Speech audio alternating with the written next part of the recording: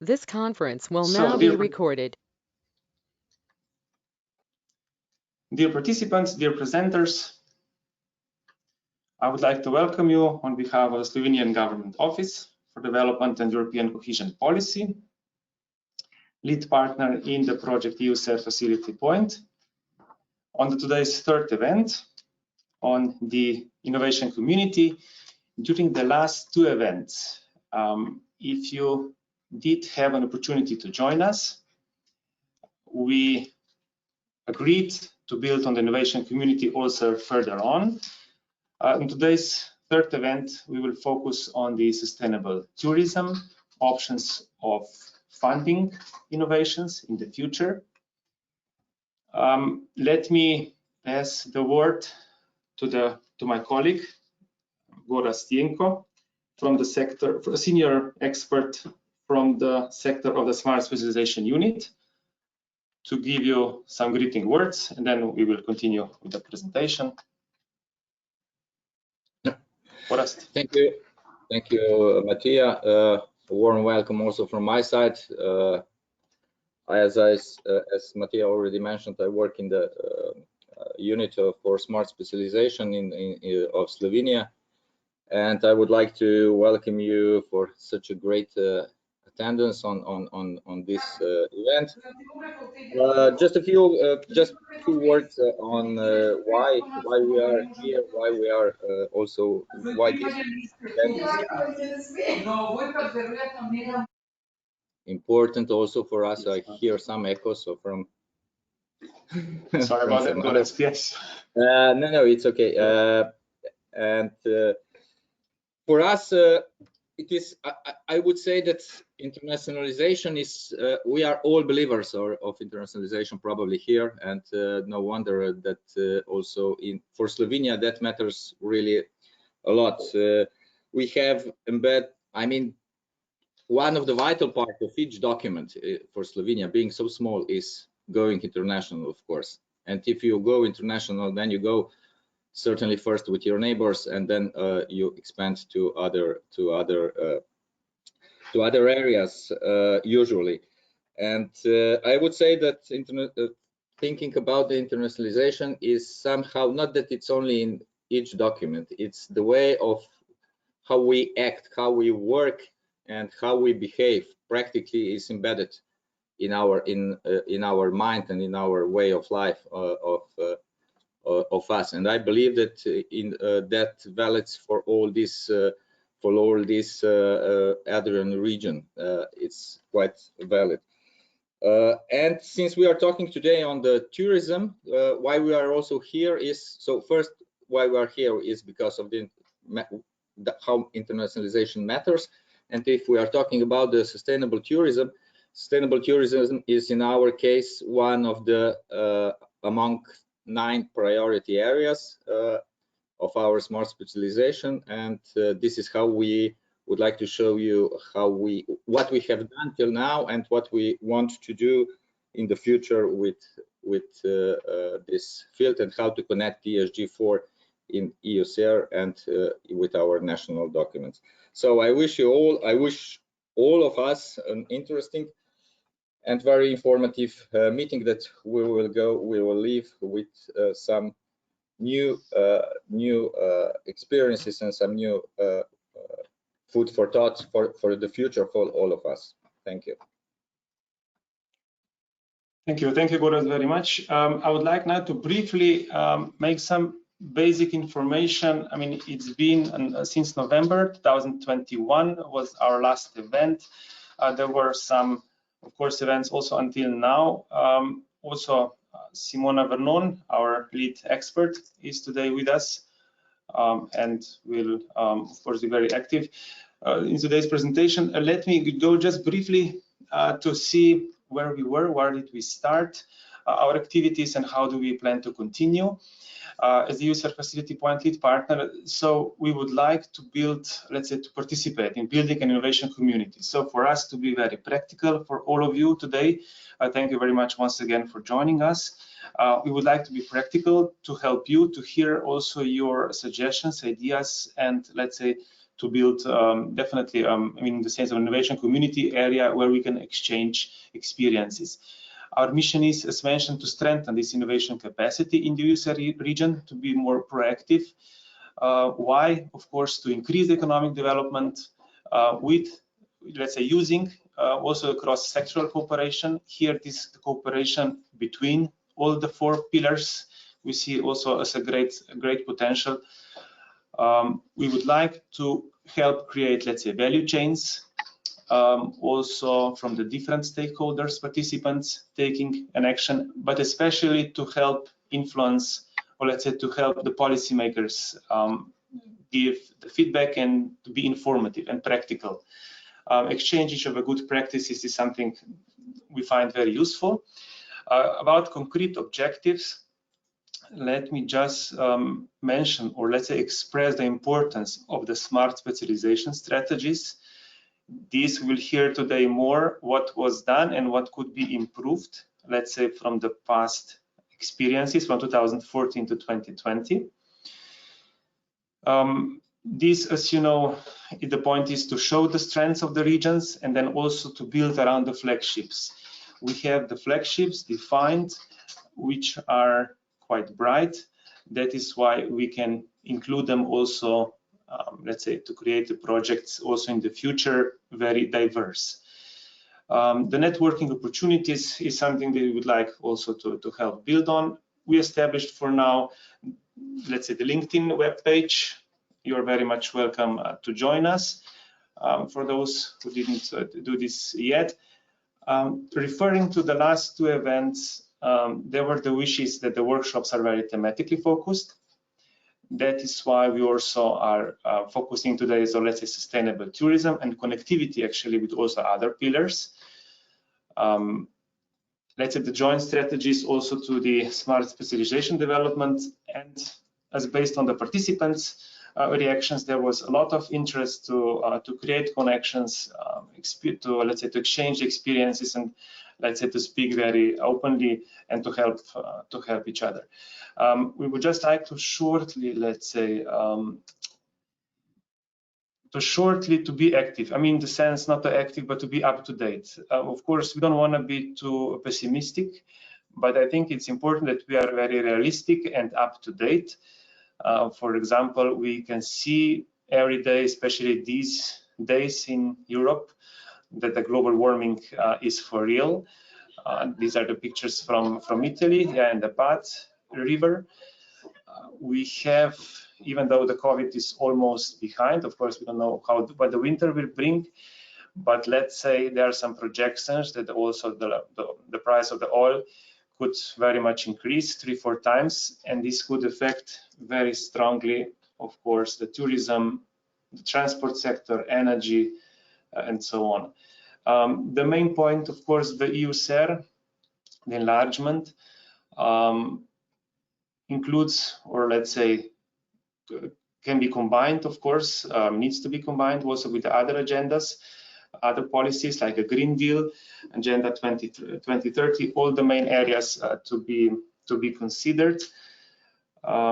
This transformation to the green and digital economy, I believe we are all very much aware that needs to happen. Innovations are something here, that's an opportunity for all of us. That is why these smart specialization strategies are very important. Also, the connectivity with the flagships. And as mentioned today, we would refer perhaps a little bit more to the effect of the tourism and also to other, let's say, other pillars in connectivity. Here are some suggestions. If you allow me to borrow from the colleagues organized in Sweden. For sure, tourism has some opportunities, like an ecotourism, sustainable tourism in the sense of a circularity, cruise tourism, where the waste management is also, of course, something to consider how to be improved in the future, and also some others. So today's program, now to go to our presenters. You all received the planned program. We will now start with Ms. Dr. Roberta Ruggeri, presenting us more about the S3 strategies and the results.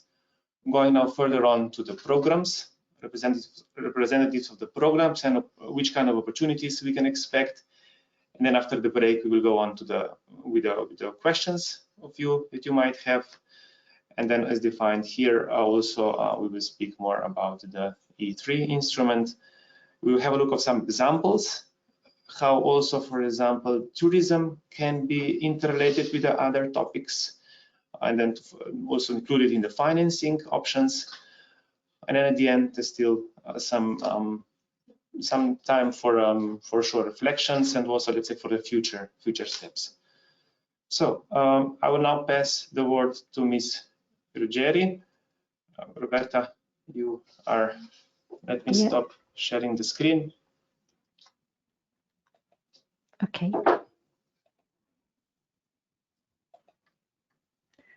Can you see the presentation,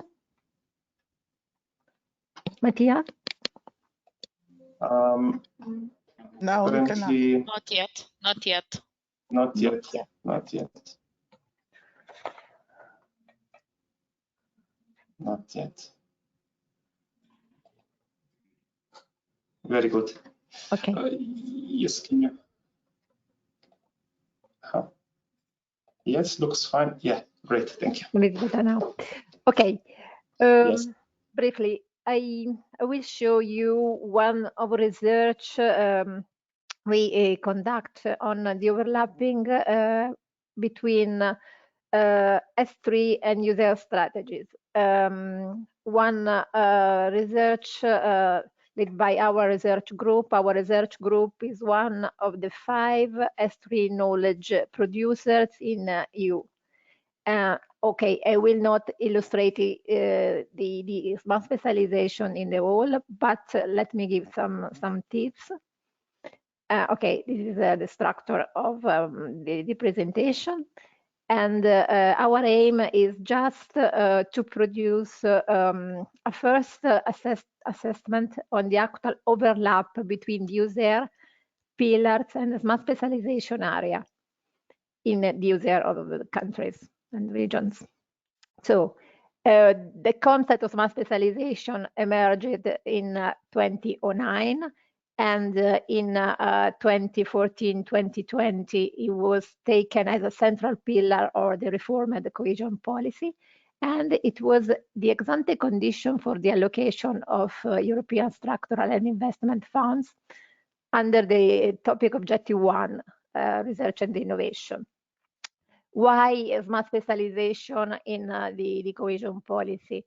First, for the dissatisfaction for previous result of cohesion policy, considering the raising of inequalities among regions, and the need for place-based approach at regional level, as looked by the Barker report in 2009, and more effective link between research and development and innovation, and to respond to the structural gap between Europe and USA as a result of a lower economic and technological specialization, and above all, a lower ability to prioritize efforts and investment at regional level. And the smart specialization, to be resumed in some tips, foresee the concentration of public and private resources for research, development, and innovation in few technological domains. This is the specialization. These specialization domains must be chosen to complement the research and productive assets in which region show superior innovative capability. And this is the so-called SMART. Key issues are related to research and innovation, core and lagging regions, specialization and diversification, industry sectors and the technological domains, top-down and bottom-up approach, coherence, relatedness, and connectivity. The smart specialization as a key concept was translated into the S3 guide that emphasized that in designing the smart specialization, regions, I mean not two regions, should consider the actual and potential links between the domains and knowledge exchanges between different domains at regional level and knowledge exchanges between different regions specializing in similar or complementarity domains. The first one is the so-called relatedness principle, and the second is the connectivity principle. Why connectivity is important relating to our user strategies? First, because smart specialization is also pointing regions towards more strategic cross-border and trans-regional cooperation, and to achieve more critical potential and relative varieties. This is a key concept. And for another principle that is complementarity, that relation between core regions and the so-called peripheral regions. And so relation could be both mutual and interesting, both for core regions at the frontier of technology, as well for less developed regions applying such technologies to specific domain. One of the other key principle is the entrepreneurial discovery process. So in a bottom-up approach, and according to the 4 helix approach, and in this case, entrepreneurs must be understood in a broad sense. So consider higher education institution, public research institution, or independent inventors and innovators. This discovery process involves whoever is in the best position to discover the domain of research, development, and innovation in which a region is likely to excel, giving the existing capabilities and productive assets. So during the same time in which smart specialization develop this principle in Europe, consider that from 2009 all over the world, we are more than 200 smart specialization strategies. So it was an interesting exercise made by Europe. During the same span, according to a functional perspective, macro-regional strategies emerged as integrated framework. You know better than me about macro-regional strategies. There are 3 priorities board, interconnected priorities in common, and one of those is research and innovation and economic development. Innovation for user is research and innovation is one of the 2 cross-cutting aspects. And as an example, conditionality with Europe 2020, it represents the core of the reformed cohesion policy, one of the major innovation at that time. And in this case, S3 requires countries and region to choose the key areas in which to concentrate resources and obviously investments. And public and private investments in research and innovation should be focused. The non-European countries in the USER were not required to design smart specialization to assess topic 1 funds.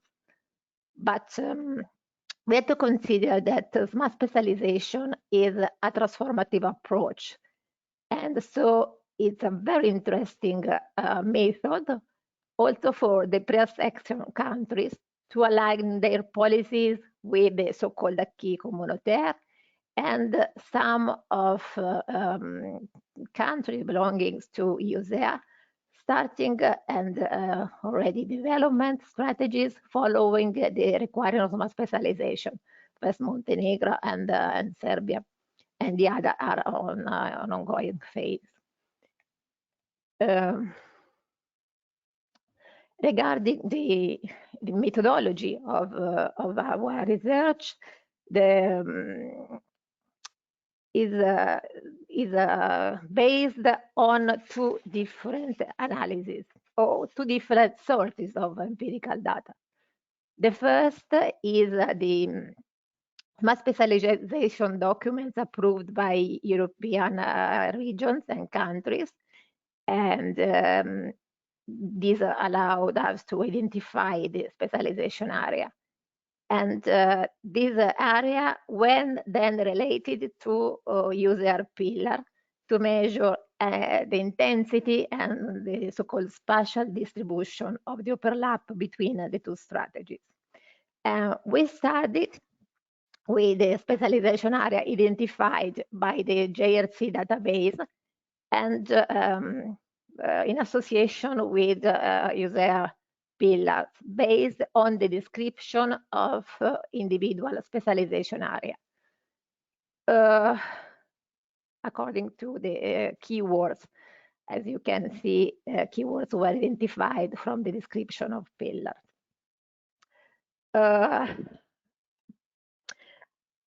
Problems using S3 documents to map smart specialization area is that not always the actual allocation of resources by region and countries correspond to the specialization area as it is indicated in the documents.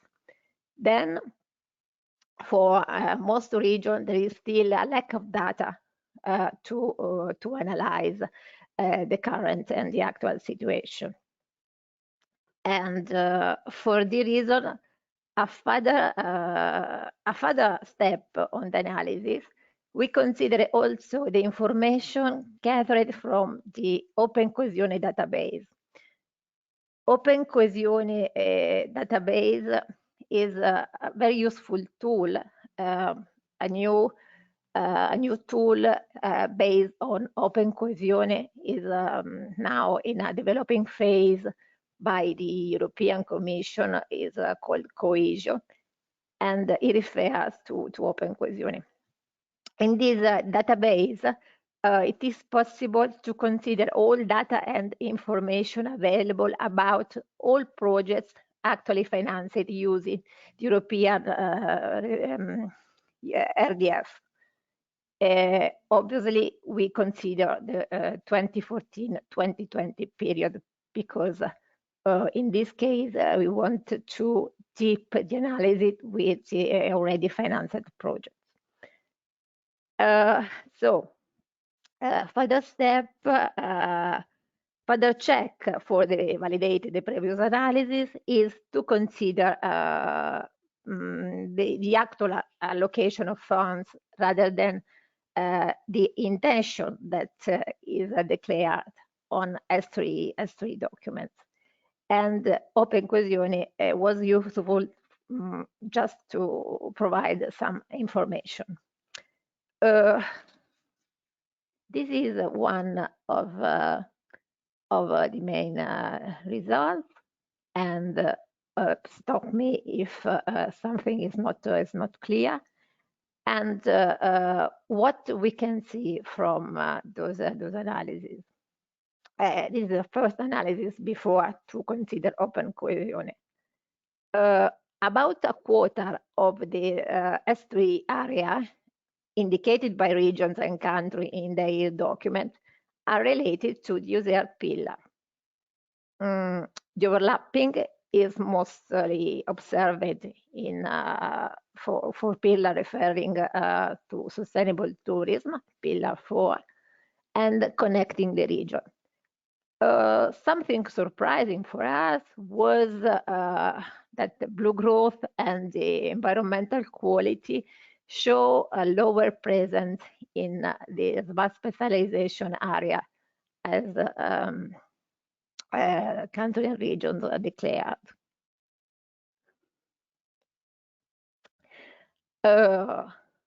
Okay, this is an explanation of the methodology. Yes, like 2 minutes, if I may just add. Yeah, thank you. Yeah, thank you. Thank you. So, what could be interesting for our point of view? That the number of projects is consistent, but here, just a few regions share a significant have a significant share of projects and funds. And in some cases, Italian regions seems coherent with the smart specialization priorities. Sustainable tourism is indicated by almost all regions, but only very few, some regions allocated significant share of funds. And all the other regions show a percentage very, very low, that's under the 1% of the total fund. Possible explanation. So S3 was designed before the institution of USER. So maybe the attention to the environmental and marine issues was, as raised during the last decade, was not considered.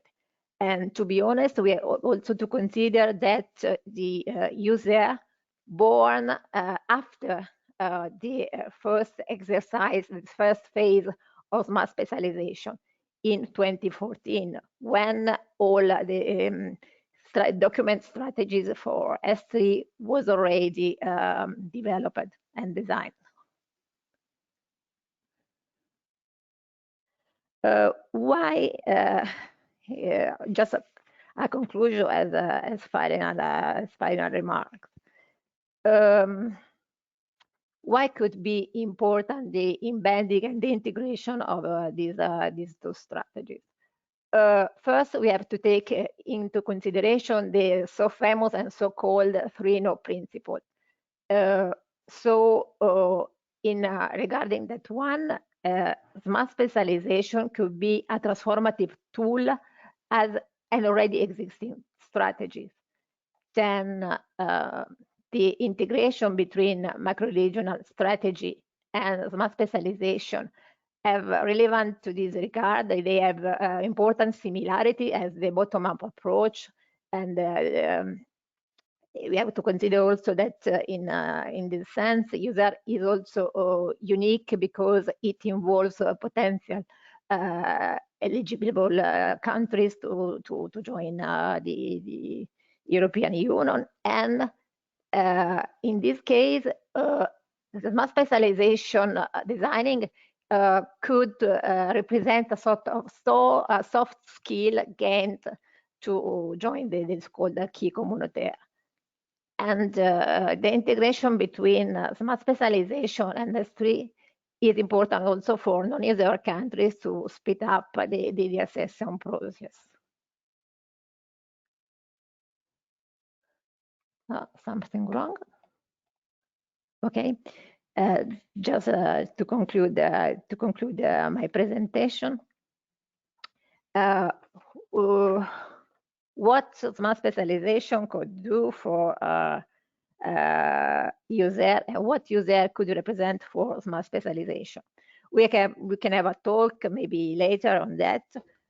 We have just a consideration that in the next programming period, the external dimension is always more important for cohesion policy and also in the designing of smart specialization. We have to consider that the Italian region that already designed and published the smart specialization not always mention the macro-regional strategies. In one case, a region that belongs from two macro regions mentioned one of them, but forgot user. So we have also to take this one into consideration. And the last tip is, well, it could be interesting also to consider that user represent a still established framework in which could be possible to think, to have and to join this critical mass to have a sort of common user strategies. Main problems are still the same, as you mentioned before. The green and digital revolution are very, very important. Okay, something is wrong. I can go on, but this is my last consideration. Yeah. And if you have then a question, I will happy to have a talk with you. Great. Thank you, dear Roberta. Thank you very much. Obviously, we see there are still many areas to be improved. Also, as you mentioned, this monitoring will be important, and also in the new programming period, and we will see how successful we will be. For sure, the smart specialization needs to be considered more, also in the non-EU countries. As we see, it's actually the must, not so much a choice. So we would have now Mr. Ebermann from Interreg Central Europe. Mr. Ebermann, are you prepared? Can you share your presentation? Thank you very much for joining us. Thank you. Good morning from my side. I'm going to share my screen, but I think the president speaker needs to stop sharing so that I can share. Perfect. Thank you. Just 1 second. That's great. So you should see my screen now in full screen mode, I hope. Is it working? Almost. I think not yet. It's not in full screen mode. It's not on full screen. Interesting, because on my screen it's on full screen. I give it another try. There is some delay sometimes, so. I'll share it once again.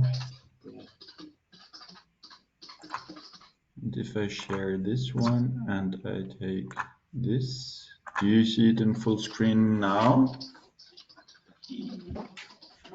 Not yet. Almost.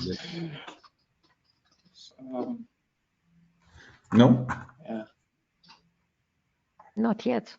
I mean, I think not yet means not yet, but not yet means you see it, but you see my screen, but not in full screen, right? Or, exactly. Very good. Exactly. Okay. Yeah, we could also see some others, but yeah, it's fine. Okay. For any questions, we didn't mention this for Ms. Roberta, we can then do also after the break. Yeah, so if anyone would be interested. Yeah, I think Mr. Ebermann, can you try again? Now it looks. Yes, it's a bit strange because because I have it in full screen on my screen. Okay. We can also, there might be some delay. We can also go from this and then. Yeah, I see it now myself. I'm sharing my screen and you're not seeing it in full screen. That's interesting. And if I do it like this. If you manage, yeah. Yeah. But we can also do it like this in the sense that we are not too much out of time. Yeah, okay. I'll just do it like this. Maybe I increase my screen. Sorry for these technical issues.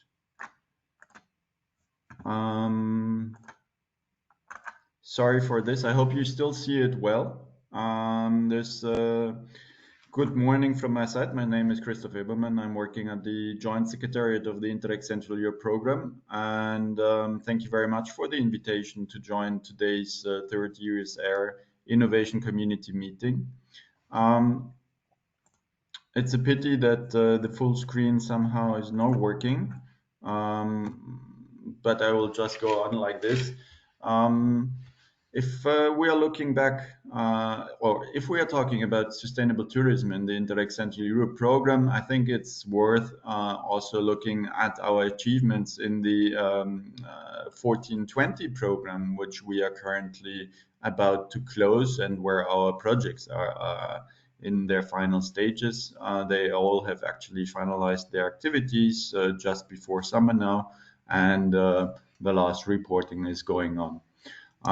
As you can see on this slide, I'm making reference to achievements in the field of culture and sustainable tourism.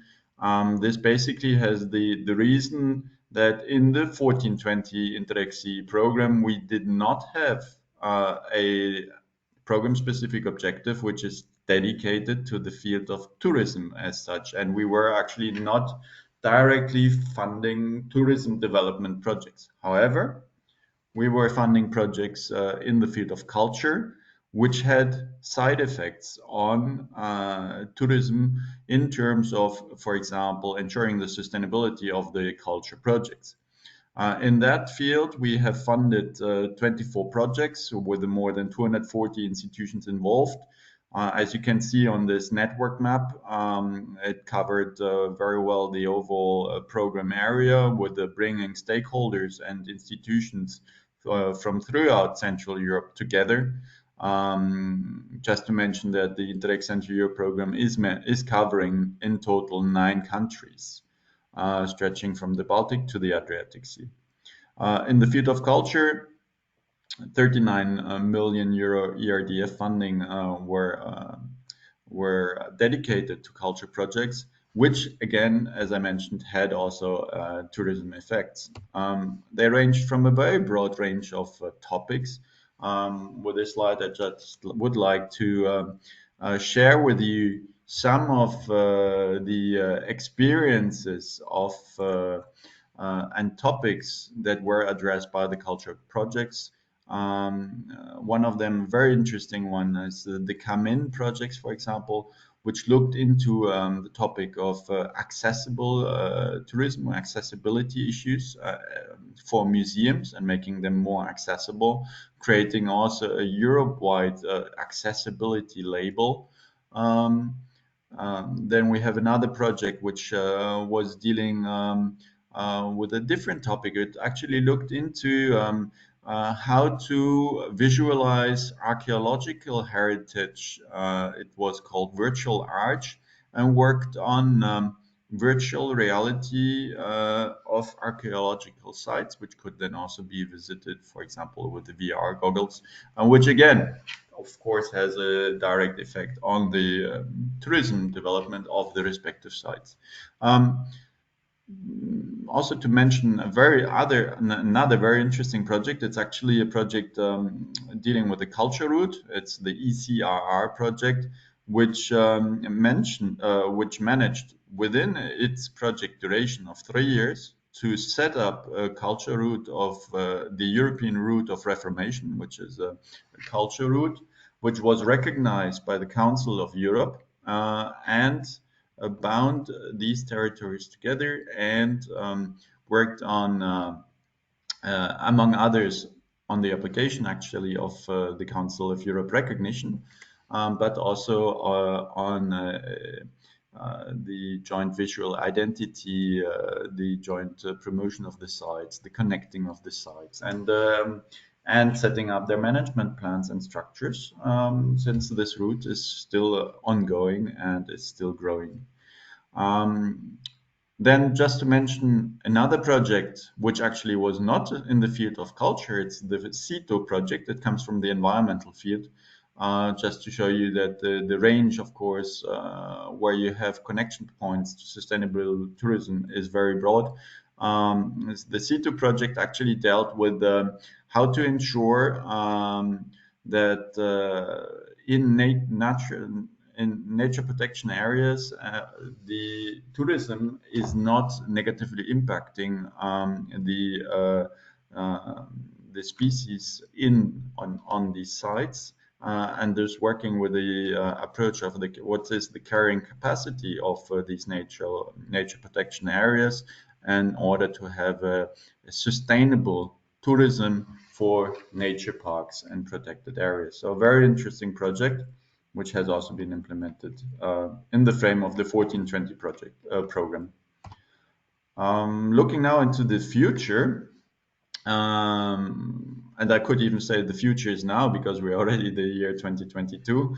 The future, there's the 2021-27 program. Program area stays more or less the same. We have just one German region joining the Interreg Central Europe program area, where there's covering 9 countries, 81 regions. As you will see in the next slide, we are having 4 program priorities and 9 program-specific objectives. And for this upcoming programming period, we're having 224 million euro in order to support cooperation projects in Central Europe. The 9 priorities we are having are dealing one with the... Excuse me, Yes. Mr. Christoph, I think that the presentation perhaps stopped. We are now on the 4th slide. Very good now, yeah. It is the 7th slide, yeah.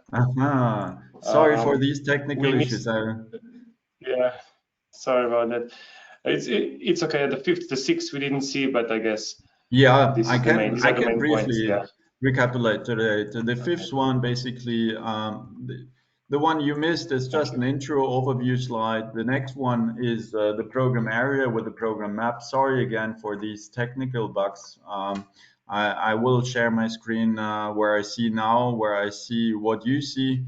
So this is the program area I was mentioning. It's basically the same as in the current Interreg Central Europe program. And this is actually important. So thank you, Mathieu, for pointing it out to me that you are not seeing the right slide, because this is a key essential slide. That's actually our program intervention logic, showing our 4 priorities and our 9 program-specific objectives. The first one dealing with the smarter Central Europe. The second one, as you can see, with the 5 program-specific objectives, is dealing with the greener Central Europe. Then the third one is dealing with the transport-related issues with a better connected Central Europe. And the fourth one, which is actually on governance, which I will explain a bit further.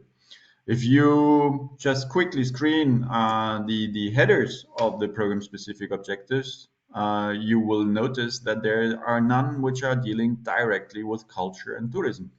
The reason for this is that we believe culture and tourism is a horizontal topic which can be considered and should be considered within the other existing program-specific objectives and contribute to the achievement of these program-specific objectives.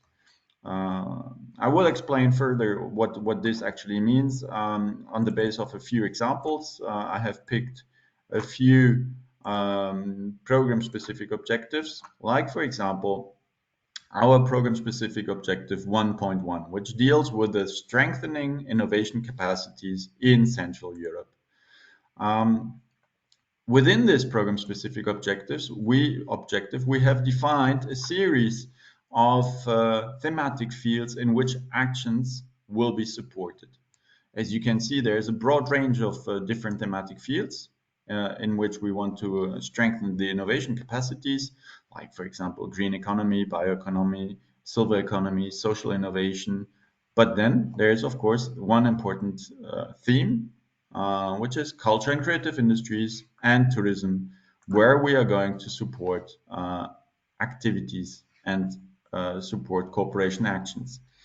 To give you an example, and actually within our program document, that's what we are calling the IP, we're setting a frame. So we are offering the different options, defining what are the different thematic fields in which cooperation projects are supported. And then we are listing examples of actions of types of projects which we would be supporting.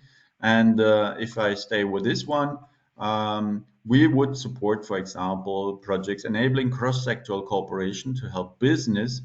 And business there means it can be in the field of CCI, it can be in the field of tourism, but it can also, of course, be in the frame of the other thematic fields which have been identified on this slide. So to help cross-sectoral cooperation in order to sustainably integrate digital technologies into product and service development. Similar, if we look into our program-specific objective 1.2, so we are still in the frame of our priority 1 dealing with a smart essential Europe. There we have the focus on strengthening skills for smart specialization, industrial transition, and entrepreneurship in Central Europe. So this is actually a very nice anchor point, I would say, also to the previous presentation, which we just heard on the smart specialization strategies, because within this SO, we actually have a clear-cut focus on strengthening the skills to the smart specialization. And there again, we are identifying in the field of the in the thematic fields where we have identified for the skills of sectors of relevance for the smart specialization strategies to be supported. We have included in our IP a dedicated reference to culture and creative industries and sustainable tourism. Again, if I take an example of action here, we have the improving skills of the public and private sector, as well as strengthening entrepreneurship, including social entrepreneurship, coherently with the priorities set in the relevant regional and national smart specialization strategies. So already now in our current program, we could see that we had also projects dealing with the dedicated to increasing and strengthening the entrepreneurship of stakeholders from the culture and creative industries sector. So in this case, in this new programming period, they would not apply in the frame of our culture-related SO, but in our new program strategy, they would be applying in this SO 1.2, dealing with the strengthening of entrepreneurship. And of course, the strengthening of skills for smart specialization in the frame of the smart specialization strategies. But since I was mentioning the Ecrr project before, and maybe also to look into our program-specific objective 2.4, which is dealing with the safeguarding of the environment in Central Europe, where again, within the thematic fields supported, we have listed sustainable tourism and the valorization of natural heritage. There we have the developing and implementing of strategies and solutions for sustainable tourism that valorizes the natural heritage, which is exactly what we had done previously in the Ecrr project. So we build on the natural heritage of the Central Europe area and try to valorize and protect it through a sustainable tourism approach, which takes into consideration elements like the carrying capacity of the respective territories. And then, last but not least, our program-specific objective 4.1, which is dealing with the strengthening of the governance for an integrated the territorial development of Central Europe. I believe this is a very interesting program-specific objective, and it includes actually two must elements. It must address governance issues, and it must include and consider the integrated territorial development component. So these are the two pillars within this program-specific objective, which projects need to address, and thereby we are foreseeing, for example, as thematic fields to be addressed by the project supported, the development of integrated territorial development strategies that are addressing complex challenges, for example, demographic change, or addressing and looking into public services of general interest.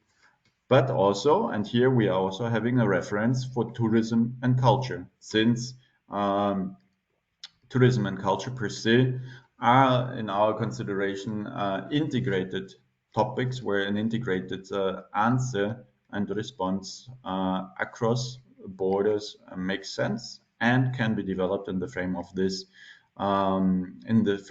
program-specific objective.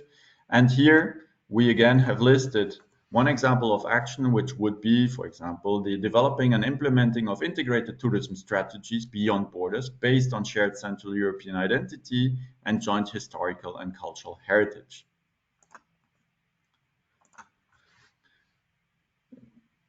So this was it for the strategy overview, which we have included in the IP. So again, as mentioned, the IP is our program document, which is publicly available on our program website, and which includes really a lot of detailed information on the themes we are supporting, on the types of actions which we are supporting, on the territories we're supporting, on the beneficiaries we are supporting. So this is really the base document in case you would like to apply in the frame of the Interreg Central Europe program with one project. We actually have already started our program. And the first call was already closed in February. The first call, in the frame of the first call, all 4 program priorities were open, and also all SOs were open.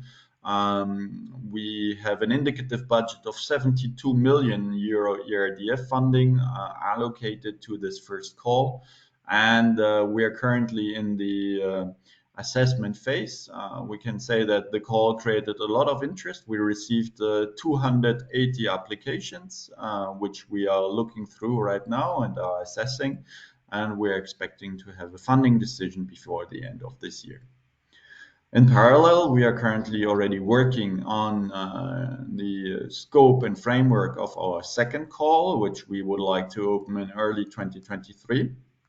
Second call will be a bit different than the first call because it will be a thematically focused call, which will look into a new type of projects, which we are calling pioneer projects, which are projects which should be highly innovative and include partnerships and projects which are of smaller size and shorter duration than the standard projects which we have been funding in the frame of our first call. Also, the indicative budget of the second call will be significantly lower, since we are foreseeing around 10 million euro ERDF. Just a small reminder, Christoph, with the time. Yes, we are perfect in time because I'm coming to my final slide already. So I think and I hope that I was able to show to you that there are many opportunities in the frame of the Interreg Central Europe program in the new funding period.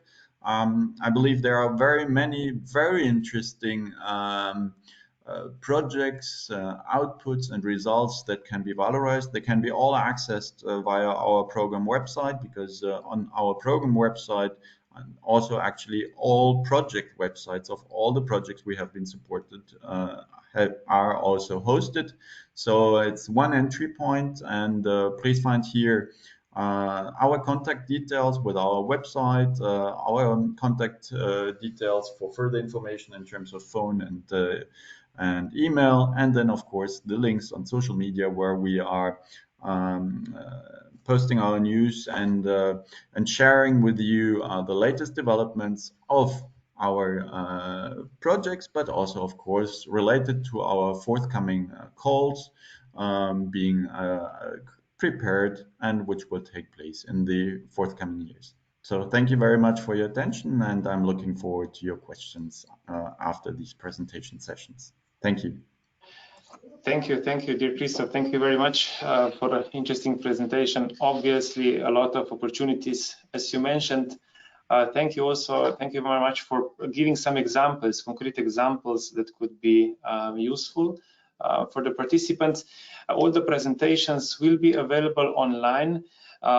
So to all the listeners, you can visit our webpage later on. And now I would like to pass the word to Mr. Axel from Interreg European Mediterranean and Euromed. And please, if you can share your presentation with a timely, we are a little bit late, but I hope participants, you are fine with this, since very useful and interesting information we are receiving today. So please, Axel. Yep. Thank you. Let's see if the thank you. Yep. Let's see if the presentation works. So, do you see the presentation in full screen? Okay. Yes. Perfect. Thank you. So, good morning, everyone. Thank you very much for the invitation to the participation in the event. My name is Axel Rodriguez Garrote. I'm part of the Joint Secretariat of the Interreg Euromed program, former MED program, and I'm thematic referent for what we call the Sustainable Tourism Mission. For this presentation, as we have just opened the second call for proposals, which will include projects related to innovation and sustainable tourism, I've decided to focus mostly in this call for proposal. Therefore, I will start presenting in general the program, then to present the call, and then more specifically in the specific objective of innovation in the sustainable tourism mission. So, Interreg Euromed program is a transnational program that brings together partners from 69 regions in 14 countries of the northern shore of the Mediterranean. The budget for this 21-27 program is of 294 million euros. Participating countries are member states of the European Union, but also candidates and potential candidates to the Union. The program has just been approved in the 31st of May of 2022, and our main ambition is to support the transition towards a climate neutral and resilient society, in line with the European Green Deal, with the Sustainable Development Goals of the United Nations, and the Territorial Agenda 2030, and thanks to the cooperation and coordination between stakeholders in the Mediterranean area. Collaborating with the other territories of the area is fundamental for our program objectives. That's why we encourage the participation of partners coming from the southern and eastern shore of the Mediterranean. To ensure concrete and manageable solutions, the program has identified 4 thematic missions. The first one is strengthening an innovative, sustainable economy. The second, protecting, restoring, and valorizing the natural environment and heritage. The third one, promoting green living areas. And the fourth one, enhancing sustainable tourism. Also, the program is embedded in the ERDF framework for European Territorial Cooperation. And from this framework, we have selected the Smarter Mediterranean and Greener Mediterranean priorities from the thematic point of view that cover, and we have selected for these priorities 4 specific objectives. The 1.1, consolidating a competitive innovation ecosystem. The 2.4, promoting climate change adaptation and risk prevention. The 2.6, supporting circular economy. And the 2.7, enhancing nature and biodiversity. As you can see, each mission of the program has different specific objectives. And in general, each specific objective is at least in 2 missions. That means that innovation is not only tackled by the Enhancing Sustainable Tourism mission, but it's also tackled by the Strengthening an Innovative Sustainable Economy mission. In this presentation, I will talk mostly about innovation in sustainable tourism, but in the webpage of the program, you will find terms of references for each of the missions, and you will find also the details about the innovation in the innovation mission. And then we have also chosen the Better Mediterranean Governance priority with the specific objective C.6, a better cooperation governance. This one is common to all the missions and talks about.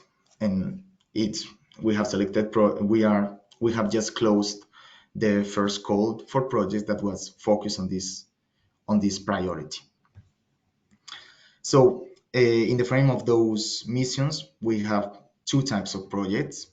We have the thematic projects that covers the Smarter Mediterranean and the Greener Mediterranean. So they are focused on specific thematic points, thematic issues related to the cooperation area.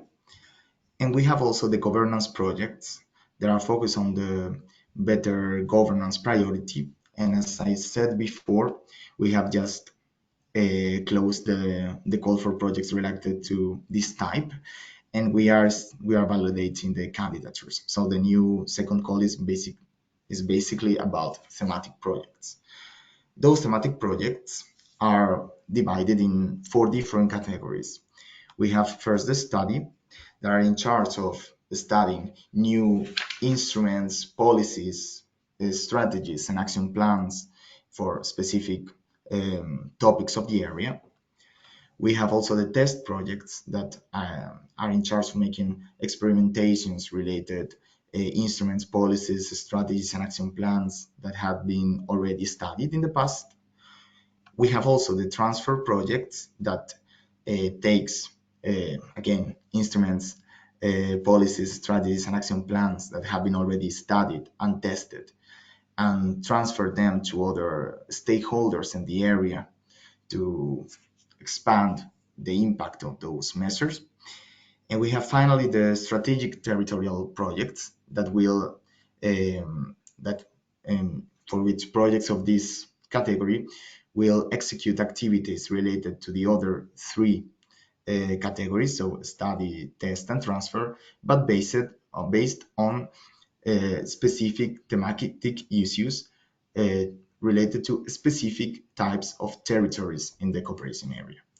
For this goal, we are not including strategic territorial. Projects will be selected related to the other 3 categories. For strategic territorial, we will make a call in spring of 2023. Each project will have to frame itself on one of the proposed categories, in only one. So a big new point of this new programming period is a new vision on governance and on capitalization. So we see capitalization as a common share vision, as a common share point of view. In this frame, we have developed what we call the result amplification strategy, that is based on 3 general objectives related to the activities of our projects. The first objective is sharing, so facilitating the exploitation, sharing, and reuse of knowledge, experiences, and project results by other Euromed projects on other programs and foster the production of relevant work. The second objective is give it to others, so encourage the transfer of practices and results to other actors and territories and the integration in the development of local, regional, national, and European policies and strategies. And the third objective is to inspire, so increase coordination between actors acting on the Mediterranean on the basis of this acquired knowledge, experience, and results. All selected projects will have to work in the frame of this result amplification strategy. The governance projects activities are driven by these 3 objectives. So thematic projects will have to work closely with those governance projects and participate in the actions that will be decided by and organized by those governance projects. So going more specifically to the second call for proposals, we have established a list of partners. There are a list of type of partners that can participate. There are actually no limitations, but of course there are different kinds of partners that are more suitable for a different category or more suitable for each mission.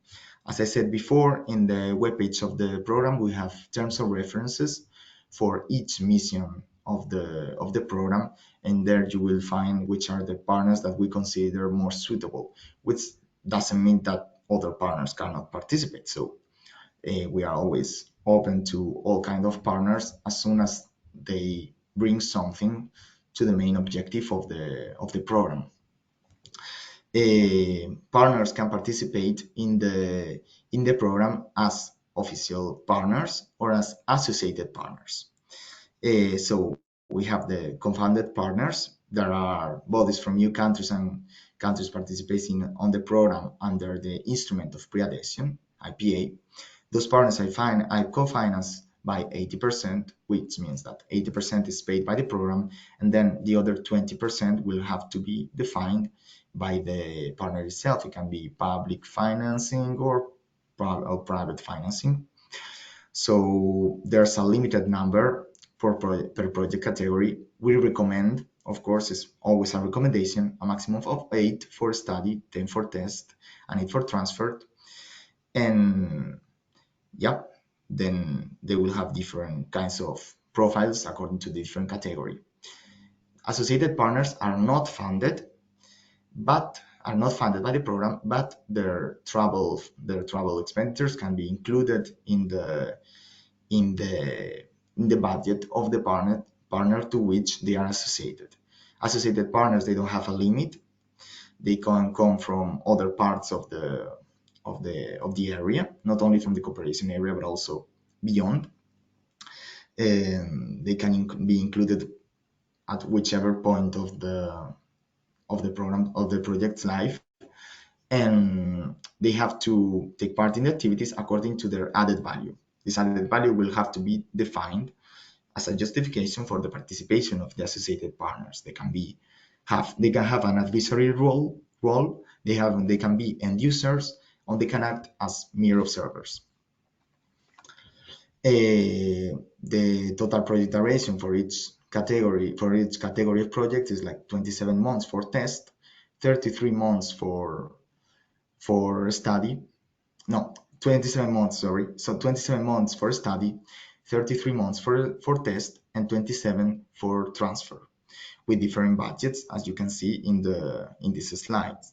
The starting date of the activities would be the 1st of May of 2023. As a reference, we recommend you to read the program manual, the terms of reference, and the courtesy application form, all of them available on the program's website. For this programming period, and for this call, will be very important the complementarities with other projects, with other programs and strategies present on the area. We have included some list in this slide. Also in the terms of references, there's a more exhaustive list. So it's very important for us that projects look at things that have been done in the past. We offer some examples in the terms of reference of some past projects of the past programming period. So we recommend you to study and to build up on experiences that has been developed on the past, and also in different European strategies. So going more specifically to the sustainable tourism mission, sustainable tourism is a key topic for the program, especially in the aftermath of the COVID-19 crisis. We believe that by the means of green transition, tourism can become harmless and beneficial for the environment. We consider environment as one of our more important tourist attractions, and that is why we put it at the heart of the mission. Therefore, the main objective is to support and reinforce the sustainability of the tourism sector by ensuring the protection and valorization of natural and cultural resources of the area, and overcoming the heavy impact of the pandemic on the sector in the Mediterranean area. To achieve this objective, the mission addresses the development of sustainable tourism as a transversal issue, fostering smart tourism by promoting innovation technologies and enhancing research, fostering tourism integrated in circular economy, and promoting the preservation of natural resources and the reduction of pollution, considering sustainable ecosystem services as touristic assets to protect and promote. Cultural heritage has also a part in this mission, but as long as the projects related to the cultural heritage are also related to the environment. Environment has to be the main focus. And tourism, of course, environment and tourism together, they need to be the main focus of the projects. So as you can see, the sustainable tourism mission is a very transversal one. It covers all the thematic priorities of the program, the Smarter Mediterranean and Green Mediterranean, and it's for specific objectives. We have also, for this call, we will have also projects related to innovation, but also related to circular economy in the touristic sector, in tourism facilities, also measures to promote climate change adaptation and disaster risk prevention, resilience, taking into account ecosystem-based approaches, and also the protection and conservation of nature, biodiversity, and green infrastructure. All of these points, of course, in the frame of tourism. So, a very important point is that, as you can see, all those, as I said before, all those specific objectives are also present in the other missions. So when presenting a project, a proposal, it has to be focused specifically on tourism. Tourism has to be the center of the project. Otherwise, there are the other missions. And as I said before, you can find the terms of references also for the other missions in the webpage. Talking more specifically about the specific objective, sorry? Just a short reminder, Axel, with the time, if you have like 2-3 minutes. Yeah, okay, Thank you. yeah, I will be quick. So the main focus under the specific objective 1.1 about innovation is improving the innovation, competitiveness, and internationalization capacities of tourism SMEs, the implementation of smart specialization strategies in the tourism sector, the cooperation between stakeholders of the quadruple helix, and the definition of new sustainable business models for cultural and creative industries linked to tourism. In the terms of references, we offer an exhaustive list of possible solutions that we want our projects to arrive. So we don't give example of activities, we give examples of solutions to open the way to the creativity of the project proposals. For example, we have solutions for the implementation of the smart specialization in the tourism sector, management of tourism flow during higher season, or the improvement of tourism statistics with improvement of data collection, management, and sharing. Finally, to apply, the application is 100% online and can be done through our system. In the webpage, you will find all the information for presenting your application. Here, there are a few dates. So on the 23rd of June, we did the presentation of the call. We can find it you can find the recording in YouTube. The call opened on the 27th of June, and now we will have a series of technical meetings to support drafting of applications and, of course, answer your questions. So we encourage you to register for those technical meetings. The first one is starting on Thursday. The submission of proposals will be until the 27th of October of 2022. And for more detailed information, you have the program webpage, where there's all the application procedures. There's also the program manual. We have also a forum where you can present your project idea, or you can find other partners. And we have also a FAQ system for answering to all your questions. And I will finish with a little self-promotion, presenting what our horizontal projects have of the 14-20 programming period has been working. We have worked in the Euromed Academy, that is like open online course, opening to anyone interested in the topics related to the program. So there you can find several courses that are already available related to the main topics of the Euromed program, and we encourage you to take also a look at it. So thank you very much, and I am open to any question later. Thank you very much. Thank you, dear Axel. Thank you very much. We see there are a lot of different stakeholders can be included. Also, teamwork will be very, very useful. You presented some very good also examples from before, yeah, and advices. So we would continue now with Miss Adela Frana from the Adrian on the new program, IPA Adrian program. Adela. Hi to everybody. It's a pleasure to be with you today. I think that this type of events are very useful for the area.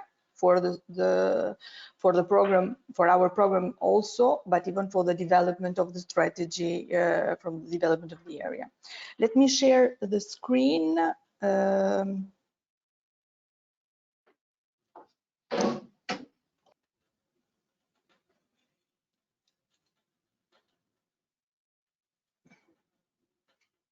Do you see the presentation? I think yes. Okay. So before going to the design of the new program, I thought it's better just to provide a quick overview of what the actual program, the program Adrian, has already done, just in a couple of lines, saying that what we have already submitted to the Commission as the IPA Adrian for the new programming period is based on what the program has already, the capital that the program in this programming period has constructed. Out of 81 projects that we have actually funded in this programming period, 25 are devoted to tourism, tackling tourism from the point of view of innovation, but also the sustainable tourism and cultural and creative industries. So all the platforms, the tools, the strategies that our project have developed, which has tried even to mitigate the effects of COVID-19,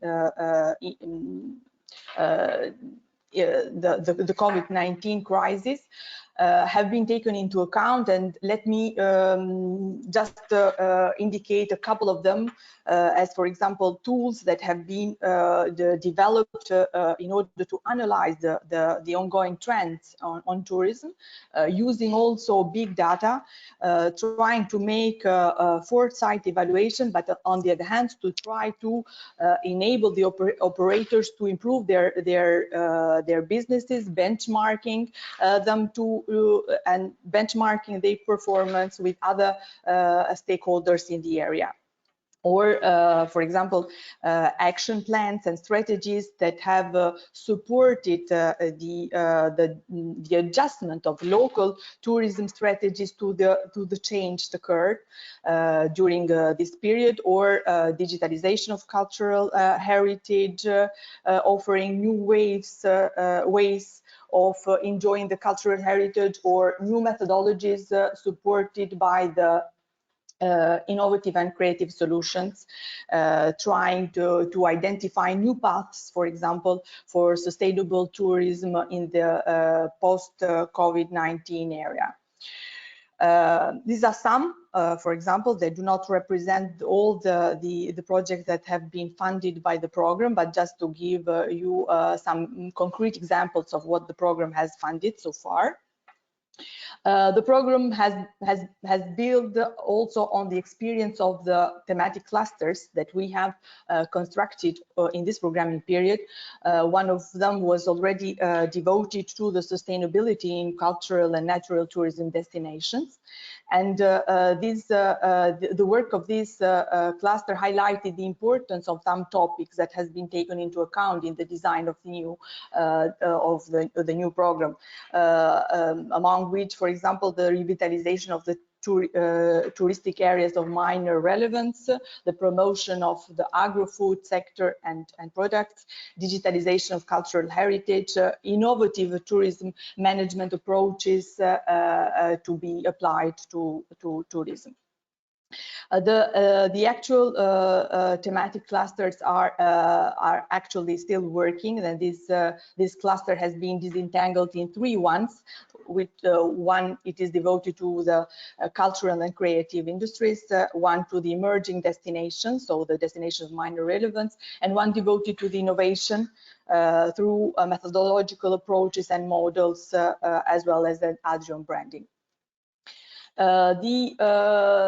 the program has being the program of reference of the strategy, the main program of reference of the strategy has incorporated in the text of the EP all the indications provided by EUSAR flagships, and even in the case of the TSG4, but not only. So all the TSG indications have been applied. These are evident in the text of the EP, but also in some of the indicative actions that have been highlighted in the document. For sure, the document of IP has been designed based on the findings of the territorial analysis and taking into account that the program supports the governance of the EUSAR strategy. Sorry, Dira, I'm just checking. Yes, if the slides are going well. Now, let's go more in depth on the new programming period. So the new programming period, we have a slight change in the geographical area. So in addition to the 8 countries, two ones has joined the program and the strategy. That is the North Macedonia and the Republic of San Marino. The entrance of the North Macedonia has a little bit changed the balance between EU and non-EU countries in favor of the non-EU countries, bringing the focus more on the enlargement process.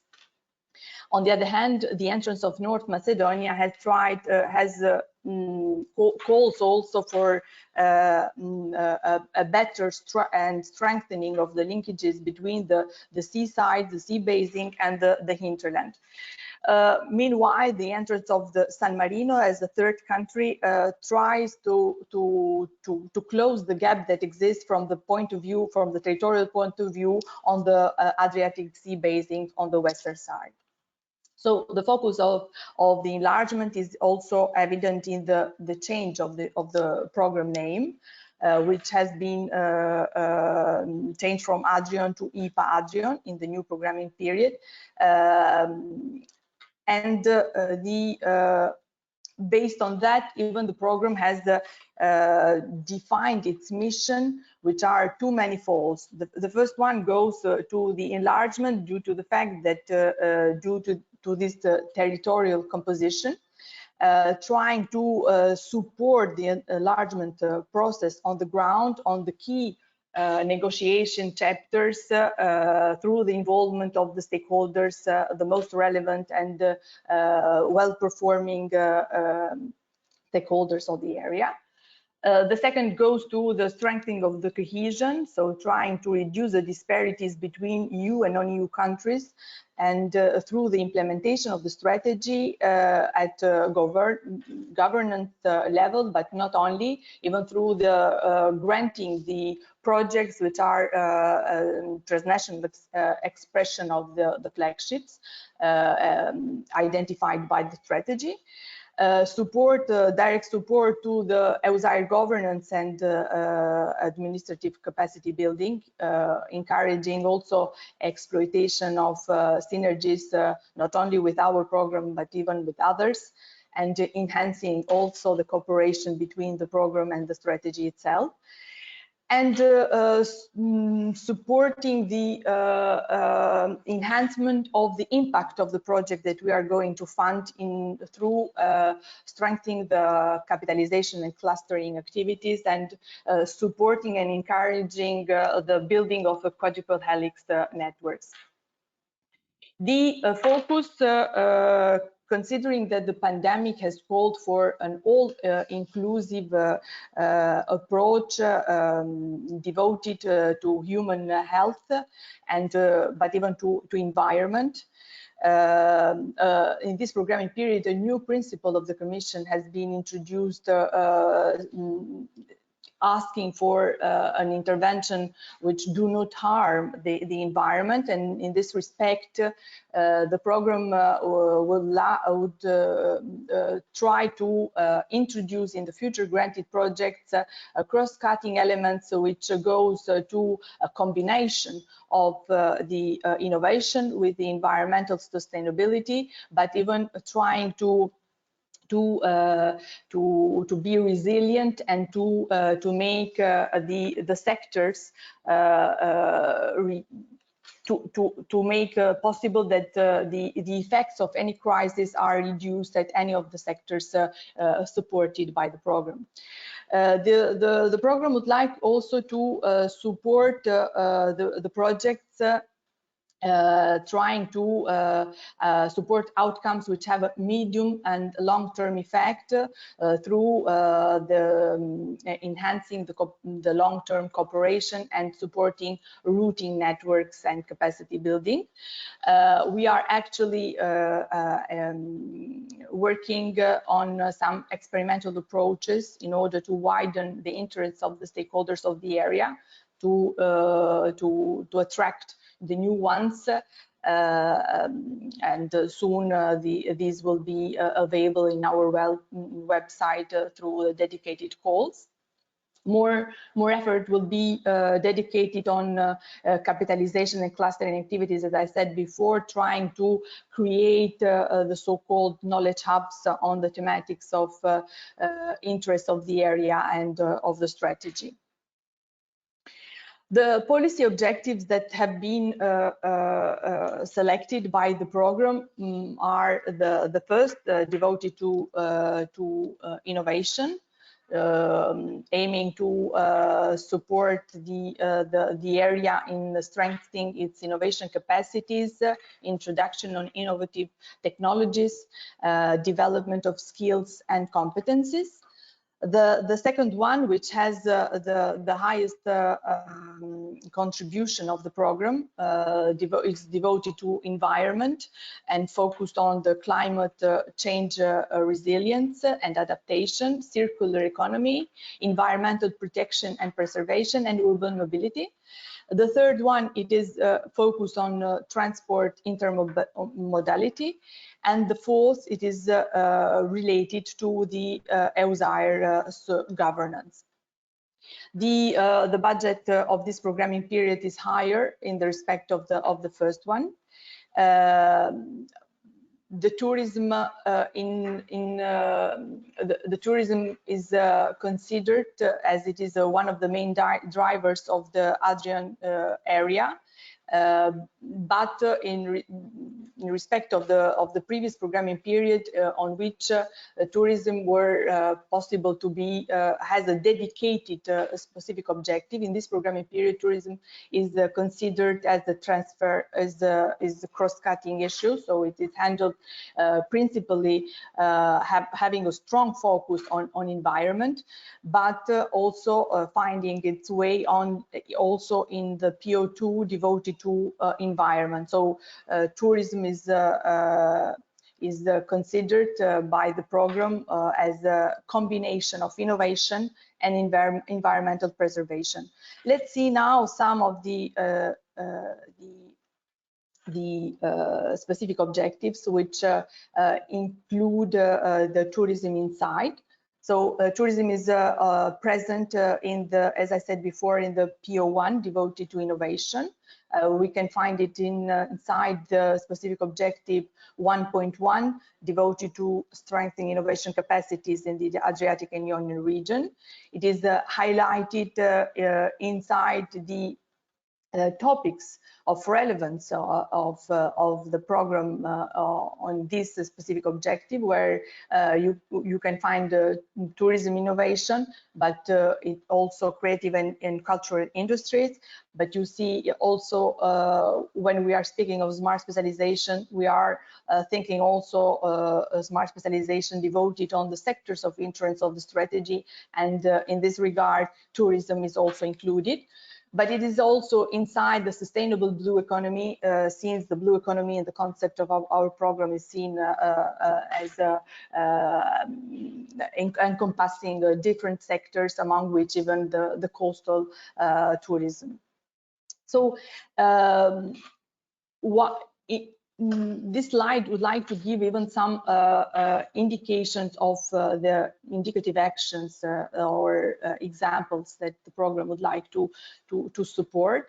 And in this regard, for example, the work that we have already started with the design of the smart specialization strategies at transnational level, that is something, a novelty, since we all know that the strategies are handled at regional, national level, but this approach that we tried in one of our calls, we would like to follow, as we are convinced that the smart specializations having a wider in the wider context can provide a useful insight for the development of the area, can support also the countries at national and regional level to address the weaknesses that they are actually facing. So in this regard, the intention of the program is to continue in this direction, trying also to make a step forward, going from the S3 to S4, integrating also the sustainable approach in the design of the strategies, and supporting also their update and the entrepreneur discovery process that is fundamental, as we already heard today in the morning, for the design of these strategies that have even the bottom up, the top down and bottom up approach integrated. Another element on which we would like to concentrate is to support the construction, but even the consolidation of the transnational and macro-regional clusters in the emerging sectors, among which even the sustainable tourism, as clusters can be really relevant to exploit the advantages of cooperation.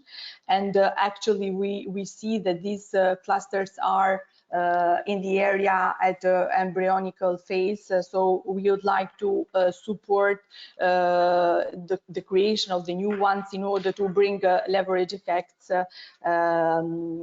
leverage effects in the area. In this regard, even the cooperation among the clusters and the innovative partnerships are foreseen. Another direction on which the program would like to focus is the work on the SMEs development and on modernization. And in this regard, we are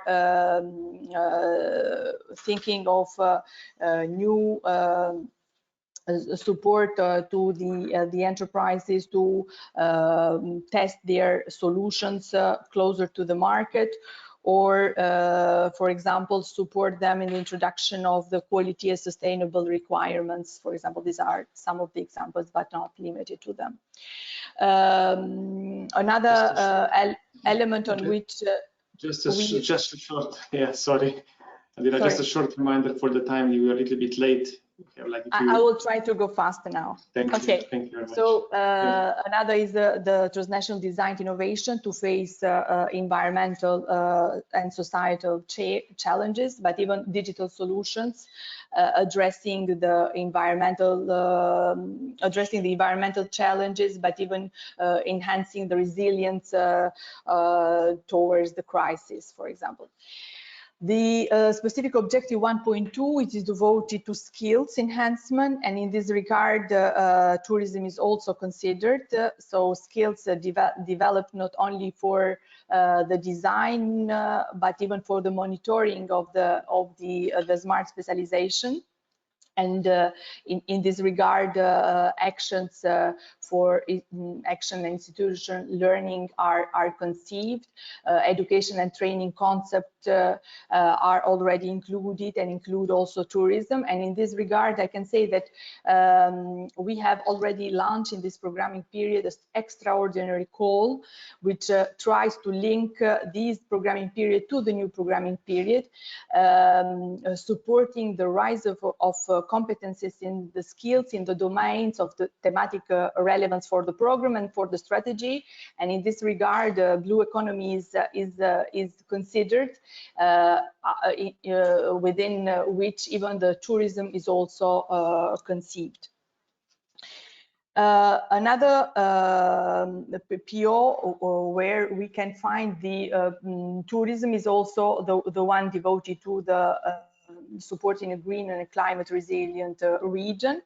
And in this, there are two specific objectives which identify tourism among.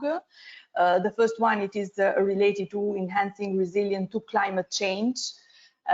Which makes reference to tourism, but as a consequence of tourism. So trying to one of the example is the definition of strategies and plans and the testing solutions for the adaptation to climate change. So having a focus on also on the preservation of natural and cultural heritage. So taking into account the development also of the tourism in this regard. And the specific objective which is tailored better to the tourism is the one devoted to the protection of the environment, so the environmental preservation and protection, which requires that the innovation and preservation of the environment is incorporating on the projects dealing with tourism in order to minimize the tourism impact on the area. Some examples are, for example, solutions for the sustainable tourism through participatory approach and multi-level governance, or for example, testing joint actions for the sustainable food and traditional agriculture productions, as for example the kilometer zero food chain and the food safety. Or for example, the strategies which consider the conflicting of the sea exploitation, as can be the ones among which is also tourism, and other solutions and measures to minimize the impact in tourism. So that's all from my side. I think that I was great. Thank you. You were fine. Yes, we are late. We are late, but fortunately, sorry for having a little bit taken more than foreseen. No. I mean, we were late with every. I mean, it's fine and very useful, and especially you mentioned now the tourism and sustainability. This is something that the tourists are expecting also from the destinations. So I think it's important that we hear this. Yes. Very good. We have now by the program. So by the program, we would have now a short break, and then we would go to questions. Miss Valentina would join us then by the program 11:50, but from the timely, we can be a little bit late. I mean, she said that she's okay with her, but I guess, of course, we have also other presenters. About the questions, so shall we do now a short break, 5 or 10, let's say 10 minutes, and then we come back. May I ask you here for a suggestion about the questions? We can also come back with the questions later on. Any ideas? I mean, I understand that representatives from the programs perhaps cannot be present at the end, all of you, or Mattia, I would suggest maybe let's go to the break and reconvene in maybe at 11:50, see if any questions, and if not, then we could proceed with Valentina's presentation. Yes. I very much agree. A very good idea. She said she's okay with her also if we start a bit later. So let us have now a short break. So we come back at 11:50. 50 is okay, or 11:55. Let's come back at 11:50 and then we start with the questions, if you all agree. Okay, so well, let's say 11:55, 52, so we have a 10 minutes break. So 11:52 we start, we come back. Thank you. See you.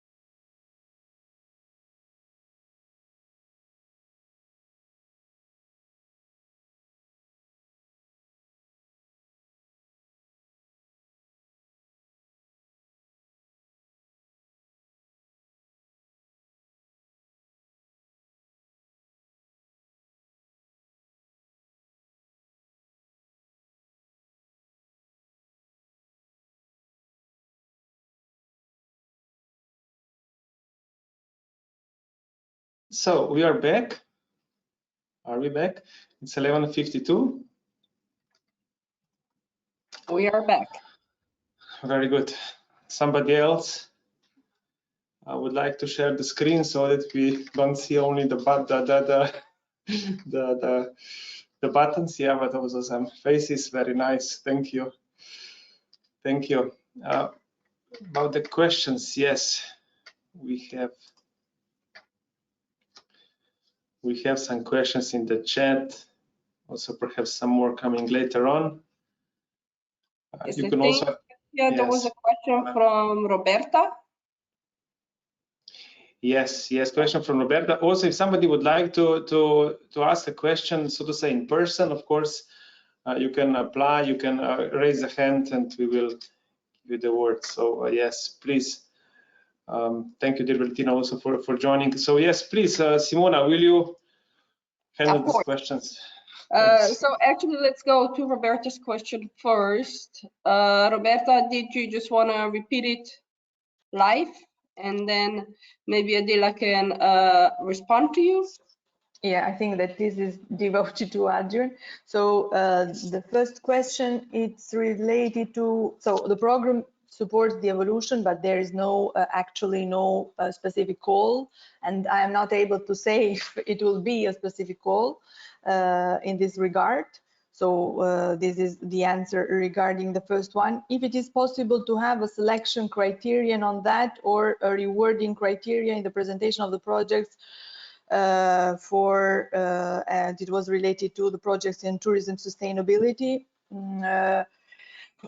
To have a selection criteria, I have some doubts. I think that due to the fact that if we are putting this type of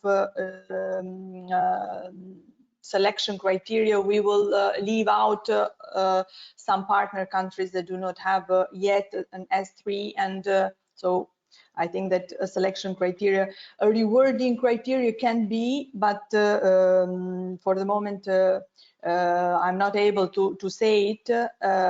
What I can say that we during our assessment process, we are evaluating the contribution that the projects are giving to the EU national and regional policies and strategies, and in this regard even these smart specializations are considered. So we are checking this during our what I would like to say, I'm not able, but we are not speaking of actually now, but it can be to have a dedicated calls devoted to tourism.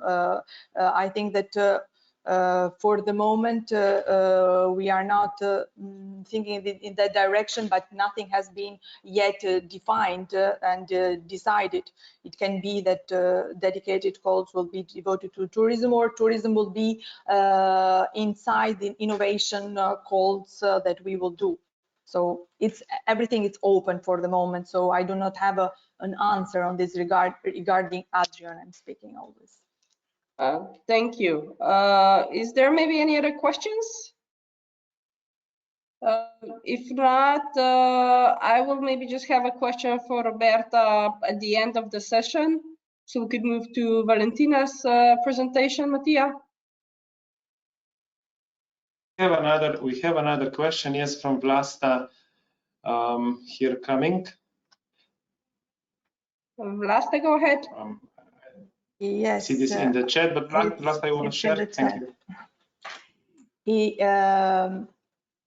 As I said before, in the skills enhancement, even tourism is included, but it is also included in the blue economy also. So in the blue economy, it's also in our thinking, blue economy includes also the tourism. So it's actually inside. Regarding the new calls, it can be, but we are not able actually to say it. So I cannot say it for the moment. Anyway, this exceptional call, when I was saying connects this programming period to the new ones, because we are actually with this exceptional call supporting the definition of these master programs that will be funded actually then through the new programming period. So then the new calls on these specific objectives will be subject of decisions that will be handled in the framework of the monitoring committee. Thank you. I hope. Mattia, I think we can go on. Yes, yes. Sorry. I sorry, think Simona, there is no other on. question. Would you like, dear Christoph, dear Axel, would you like to add here something regarding your programs? In my case, I had a technical problem, so I lost suddenly connection. So I think I haven't heard anything that has been said. Sorry. Okay. Okay. It was very much related, yeah, to the presentations also. So if somebody would like to add something, Christoph, yeah. Yeah, maybe just if the question goes in the direction whether there will be any dedicated calls for tourism, as in our field, as mentioned, tourism is something horizontal addressed in several SOs, and thereby we will have open calls which are open to all topics, but we will also have thematically focused calls. Whether tourism will be one of these thematic foci will be decided in the future. It depends on the challenges which the monitoring committee wants to address in the frame of these calls. And this, for example, in the frame of the call 2 is ongoing. So yeah, there is not much, unfortunately, one can say on that. But as said, since tourism enters at the horizontal level into the program, into the 9 SOs, and there are many interrelations. I think there are many opportunities which are available for culture and creative industries actors, as well as for sustainable tourism actors in the frame of the Interreg CE program. From my side, I can say that as I said before, the call is open. We have just opened it a few days ago. We have all the details in the webpage of the program. Sustainable tourism is present in the call. Innovation is present in the call. I know. So you can find there all the details. It will be open until the 27th of October. And of course, we are open to any kind of ideas, of course, related to smart specialization strategies, but also beyond that.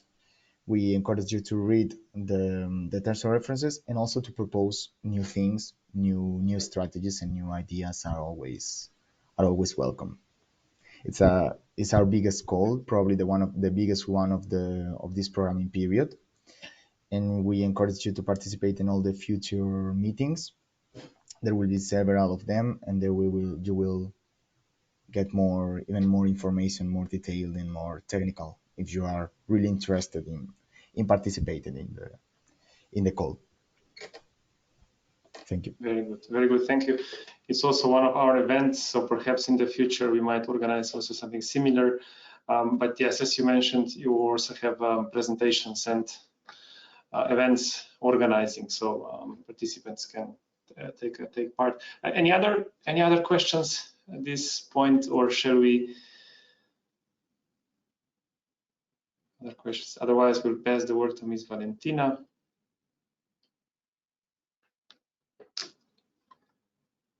Simona, obviously, also in the chat, I don't see any.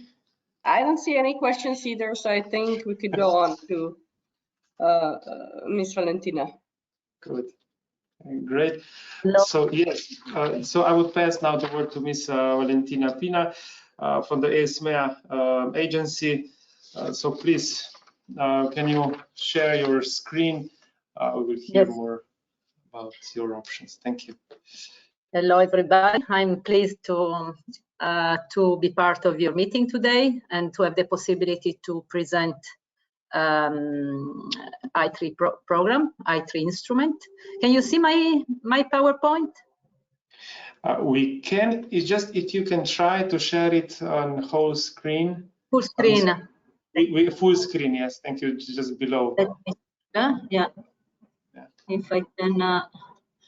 Wait, maybe I will stop sharing. I will put in full screen before sharing it. It will be easier. Otherwise, I think we will. I cannot control the the screen, the full screen. Let me check. I can reduce these windows. It's more easy to do it to the slideshow.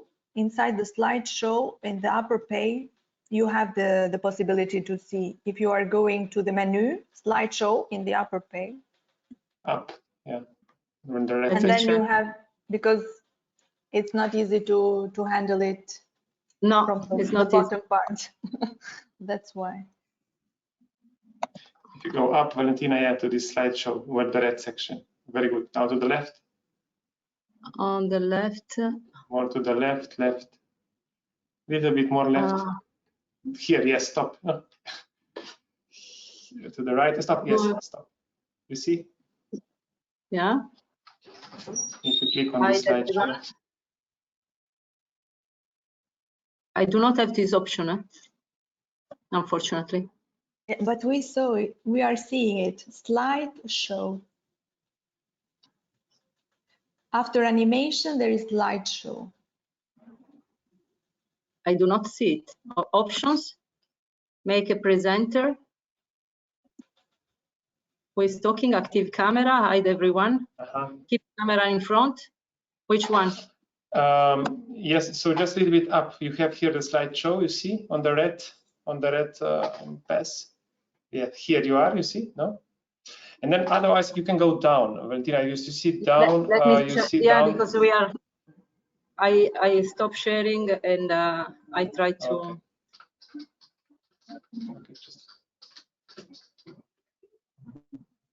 But otherwise, I can also share it for you, and then you. Otherwise, if you want to share for me, because I cannot control the mouse. I do not. I probably because I'm attending as a participant and not with the powers to the presenter, so I can really not control the options. Let me. I cannot open the options. Let me share. I have your presentation here, and let me share this for you. That's why I sent it to you in advance, because I said if I have problems. Very good. Yes, let me just share my screen now, so I will run. Let me know if you see anything. Yes. So like this, I think now it should be fine, yeah? Yes? Okay. Yeah. Okay? Perfect. Yes, thank you. Sorry for this problem, but I really couldn't control the screen. So I was saying I'm very pleased to be here today, and also to have this presentation after the colleagues who presented the Interreg, the programs under European Territorial Cooperation, because I3 is an instrument that is going to complement what Interreg is doing, and is also this willingness to complement what the activities of Interreg is also part of the legal base of I3, which is not the European Territorial Cooperation Regulation, but it's the ERDF, the European Regional Development Fund. Our instrument is a new modality to implement the funding available under ERDF that are traditionally implemented under shared management, with basically the member state deciding on operational programs, how to allocate the resources. In the case of I3, it's a program directly managed by the Commission. This is the first time for the ERDF, so it's also an experimentation in terms of, not only in terms of what is going to finance, but also in terms of implementation modalities. Next slide, please. And I was saying that in the legal base of ERDF, in the Article 13, which is the legal base of our instrument, is also mentioned the fact that it's important to have synergies with the Interreg.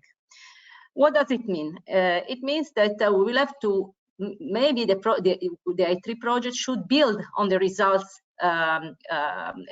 obtained by regions in the framework of Interreg, trying to identify potential projects for investment in companies. So our instrument is about investments. The name is self-explanatory, interregional innovation investments. So we want to finance investment in companies. Those investments must be innovative, and must involve more than one region. Those are the three key dimensions.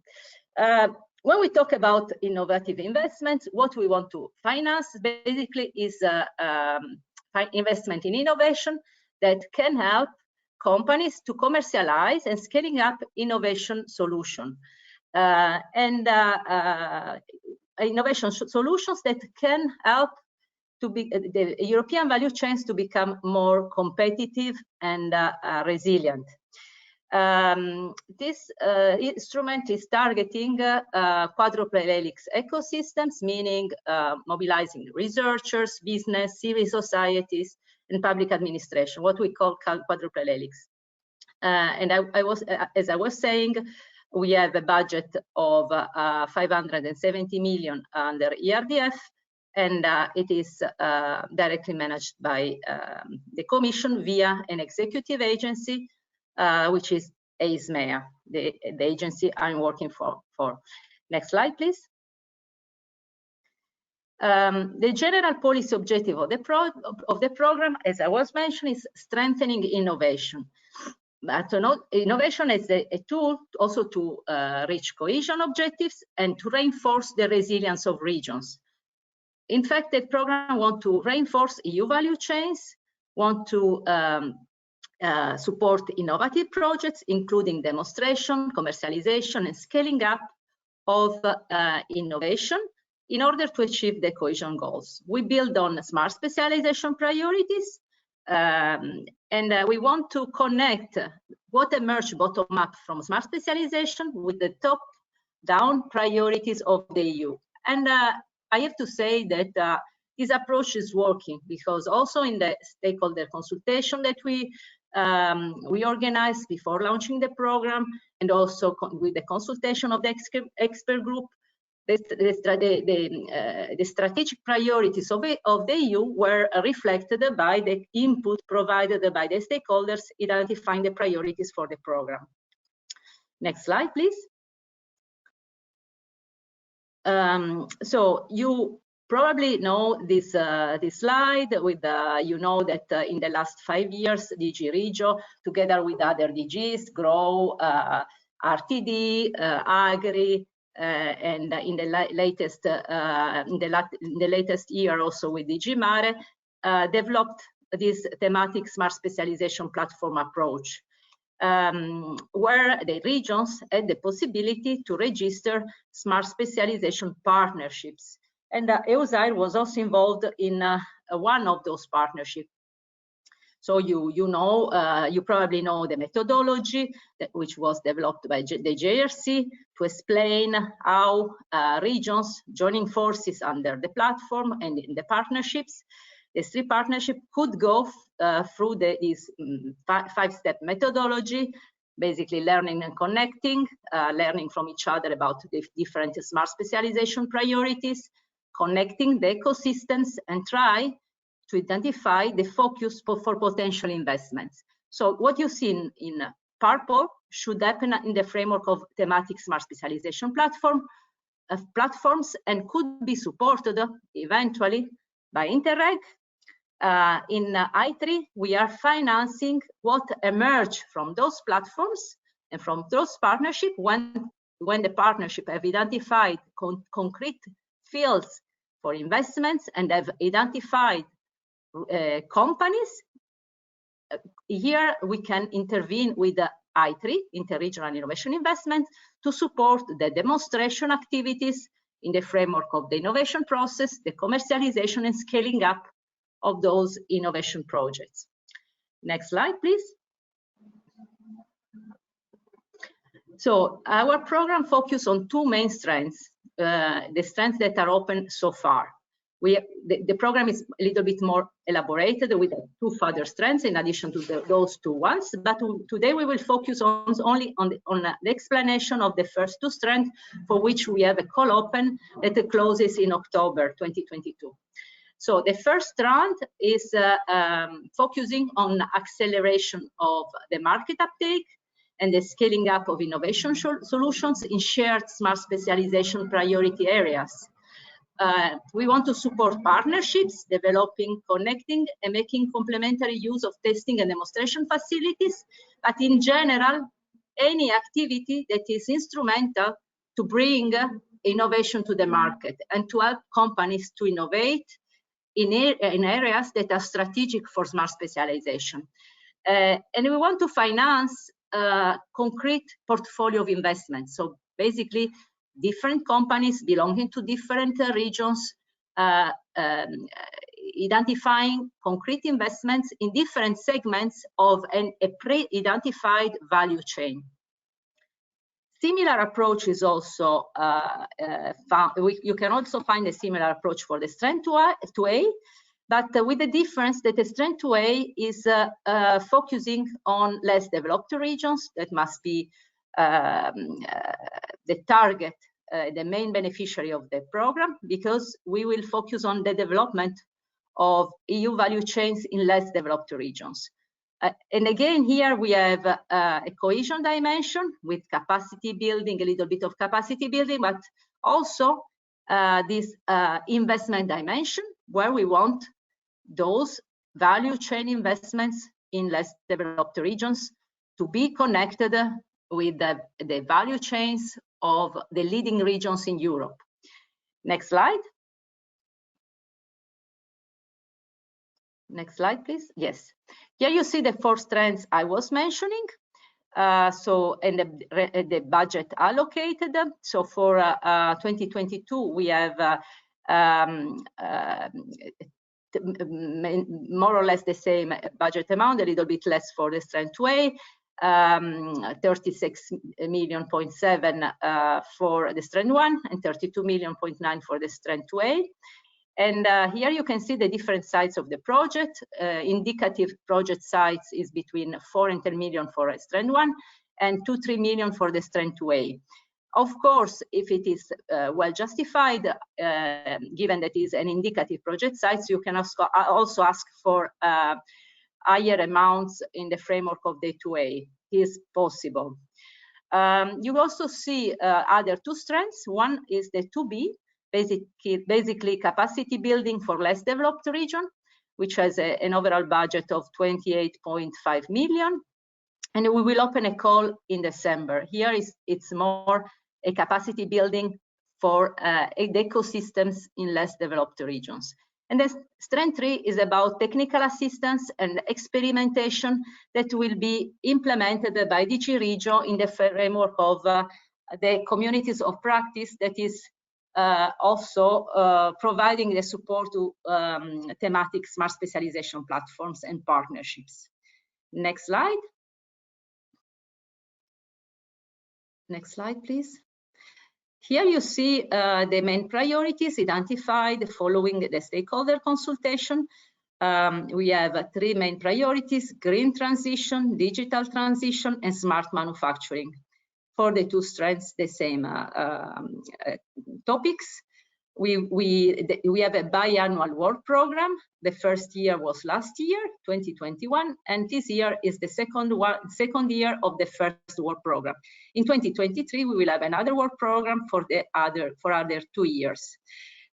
So it means that those core topics that you see here will be valid at least until this call 2022. In 2023, those topics might be confirmed. This was the orientation of DG Regio, but it's not yet. We will see it when we will draft the new calls. So you see, we have very broad priorities. So you cannot find the name of tourism. But of course, sustainable tourism is perfectly eligible under green transition. You can have digital tourism, digitization of the tourism sector under digital transition. So we have very broad topics that can make everybody happy. So I think it's also an opportunity for you to apply if this topic is the main interest for you. And another important information that I can give you related to the design of the work program is that we have an expert group which is organized by Regio, DG Regio. And in this expert group, there is also a representative from macro regions. The representative is from the Baltic macro region, but I think you can either connect with this representative, also if you have inputs and ideas to share with the expert group, or you could eventually ask Regio to appoint a representative for the USAIR macro region in the expert group. This can help also to shape the program according to your needs and priorities. Next slide. Very good suggestion. Yeah, thank you. Yes. Next slide coming. Sorry, thank you. Here you can see the KPIs, the key performance indicators that we have identified for our program. And here you can see it means that all those dimensions will be assessed by evaluators. So when you build your proposal, your idea, you have always to keep in mind those dimensions. Let's go to next slide that I will explain in detail the different dimensions. So here you see the interregional dimension. What we mean? For interregional dimension, we mean consortia of different regions which represent different ecosystems, quadruple helix ecosystems composed by universities, RTOs, industry, the business side, public authorities, and what we call end users, meaning consumers, citizens, etc. Those consortia formed by different regions must be ideally not two regions, but we are flexible, of course, because we are aware that Europe is organized in different way in different countries. So maybe the smart specialization is designed at national level or at lower level with the NUTS 3. So depending on the countries, we can accept different NUTS. But in principle, it is the NUTS 2 that is the right level for applying for I3. Meaning that the region, the authority responsible for smart specialization must endorse the proposal, must confirm that the proposal you are applying for is coherent with the smart specialization priorities identified by the regions involved. And of course, the minimum conditions must be fulfilled in terms of ecosystems involved, depending on if you're applying under strand 1 or 2A, you need to involve minimum 5 ecosystems or minimum 3 ecosystems under the 2A. Next slide. Next slide. So here we have the value chain dimension. What we mean for value chain? For value chain, we mean a set of activities, actors, strategic networking, and companies which are interconnected across sectors and borders. Here you have an example of the autonomous vehicle value chain, where you see the sub-value chains in green and the end users at the end. So the idea is that you identify a value chain, you map the value chain, you identify the different segments, and you attribute to each region participating a position in this value chain. And you explain how the companies that you have identified contribute to the reinforcement of this European value chain you are targeting. Next slide.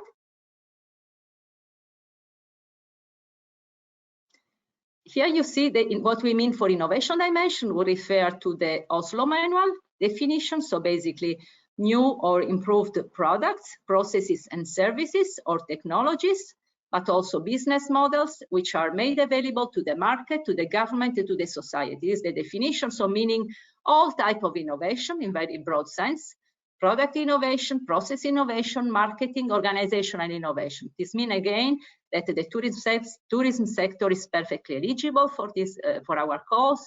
You can identify some technological solution that could be applied in the tourism sector to make the tourism more efficient, sustainable, etc. And you can propose your project. What you have to keep in mind that we are focusing on the valorization of research results. So if we talk about the technology, we take into account the technology. It must be a technology at least at technology readiness level 6, meaning post-prototype. A technology which is demonstrated in real environment and that need to be further developed and demonstrated in a real environment. and technology that has to develop the concrete investment to bring the technology to the market. So small scale, large scale validation in real environment and commercialization. Next slide, please.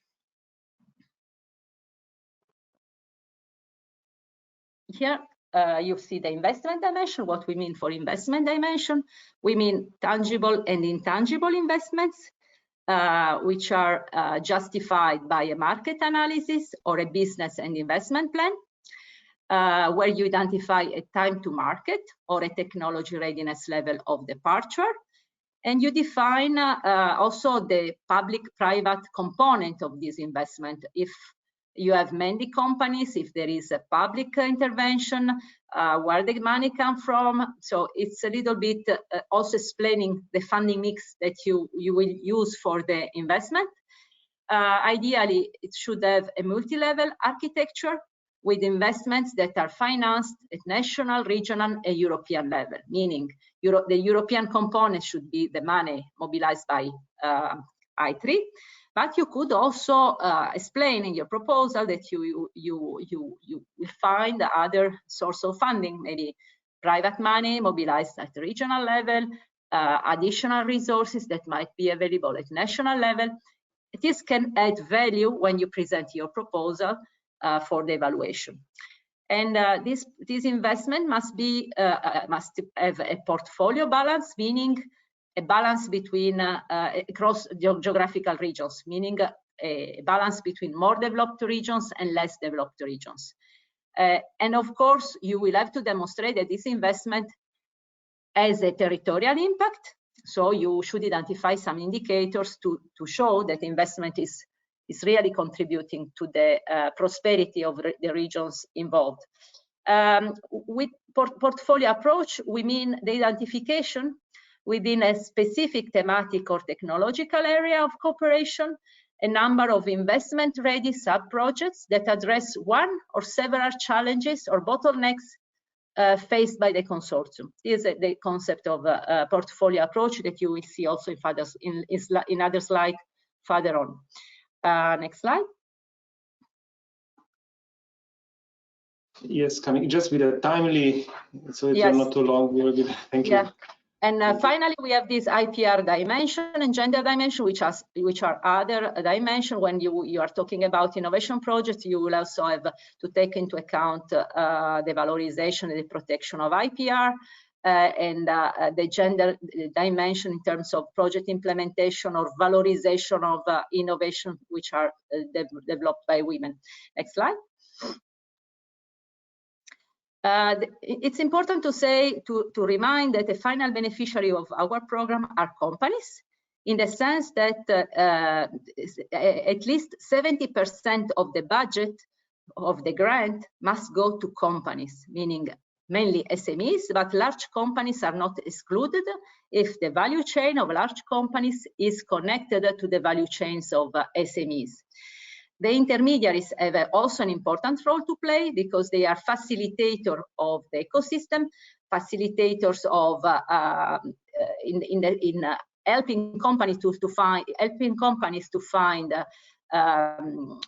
complementary expertise at interregional level outside of the borders.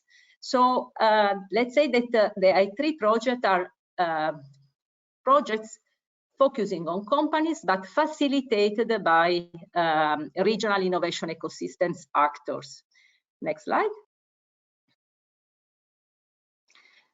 Here again, you can see the main activities supported under the two strands. Basically, under strand 1, financial, we support financial and advisory support for investments in interregional innovation projects. And in the strand 2A, we finance again financial and advisory support for the development of value chains in less developed regions. Here we have a different focus. We are always targeting the cohesion dimension, but in the strand 1, we are targeting the competitiveness of European value chains. In the strand 2A, we are targeting the building the value chains in less developed regions and connect those value chains to the leading regions of in Europe. It's about building reinforcing the ecosystems inside the regions in order to allow them to connect with the regions, the leading regions in Europe, and reinforce in this way European value chains. Next slide. Here you will see the difference between the call 1 and 2 in the main aspects, and basically you will see for 1 and 2 one after the other, so you can see the difference. So the specific objective of the strand 1, you can see here again connecting demand and supply side, where the demand is expressed by companies and the supply side are the knowledge and the expertise and the support provided by the ecosystem actors, meaning the research, the public administration, and other quadrupedalic actors that could help companies to satisfy the innovation needs that they have identified. We will support investments linked to S3 priorities, and we want to mobilize interregional partnership. As I was mentioning before, the objective is to boost competitiveness, to accelerate innovation and resilience in Europe, and to address all barriers faced by innovators moving to the market, meaning accelerating the market uptake and the scale up of innovative solutions. Next slide. In the strand 2A, this is the slide referring to the strand 2A. I forgot to put in the title, sorry, strand 2A. We want to create value chain in less developed regions. So as I was mentioning before, again, we want to help ecosystems to overcome market failure and create connections. We want to support companies' investment, again, in smart specialization. It is the same as the strand 1. Accelerating innovation, but here in strand 2A, we also allow to finance innovation diffusion. Basically, it does not have to be a breakthrough innovation, something that is new to Europe, but it can also be something that already exists in Europe, in other regions, and that can be applied in regions that do not have certain technologies. So innovation diffusion is perfectly eligible. And we want to increase the capacities of less developed regions, and also the capacity to mobilize interregional partnerships for cooperation beyond the borders. Next slide. In terms of eligible participants and countries, this is valid for both strand 1 and 2A. Eligible participants are legal entities, public or private, established member states, including outermost and countries, the regions and countries. And third countries can participate, but they are not eligible for funding. This is essential for your macro region because you have many countries that are not yet member states. Unfortunately, the program allows you to apply with third countries, but the third countries have to find the financial resources to cover the cost for their participants. As you have the case in Interreg, you can in Interreg regions and countries, they use IPA fund to cover this participation. But it is something for you to explore. But for sure, if you want the third-party contribution covered, you will have to negotiate with region a sort of association agreement, as it happens for Horizon, etc., and to find also the source of funding to co-finance the program. In terms of eligible consortia, for the strand 1, as I was mentioning before, five different ecosystems from 5 different regions and 3 eligible countries. Here it's important to underline that the leading region must be from a more developed region, and you need to include at least one less developed region. The coordinator must be a no-profit organization. This is another important thing. Next slide, please. For the strand 2A, again, the coordinator no-profit, but the coordinator must be from a less developed region, a transition, or an outermost region. Here, in terms of geographical composition, we have less requirements, only 3 partners. and that's all, from 2 different countries. Here I have already explained financial advisory support. You can see what we mean. For the strand 1, we focus on innovation activities like test bed, post-prototyping activities, validation and testing in real environment, commercialization activities to bring new products to the market. And we focus on some innovation that is new to Europe or new to the application sector for collaborative joint activities. In the strand 2A, as I was mentioning before, we also support innovation diffusion and innovation deployment. Next slide.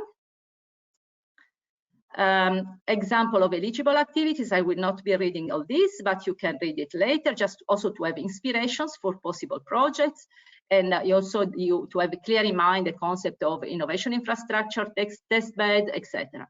In terms of eligible activities for the strand 2A, we have again capacity building, investments in companies, and innovation diffusion processes. Next slide. Here you have the concrete examples on what you can do: matching, value chain building, internationalization, etc. And another previous slide, please, because this is important.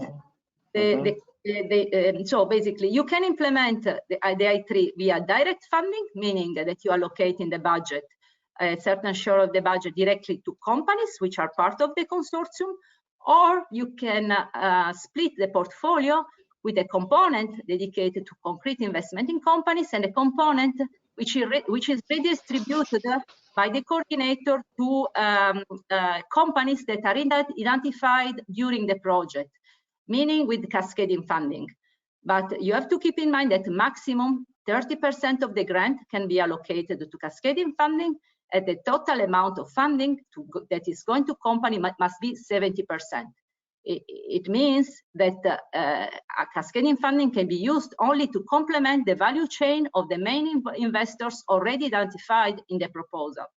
And the use of financial support to third parties is not compulsory, it's a possibility. And you have to keep in mind that if you choose this option, you will have to co-finance 30% of the money that you will be giving to companies.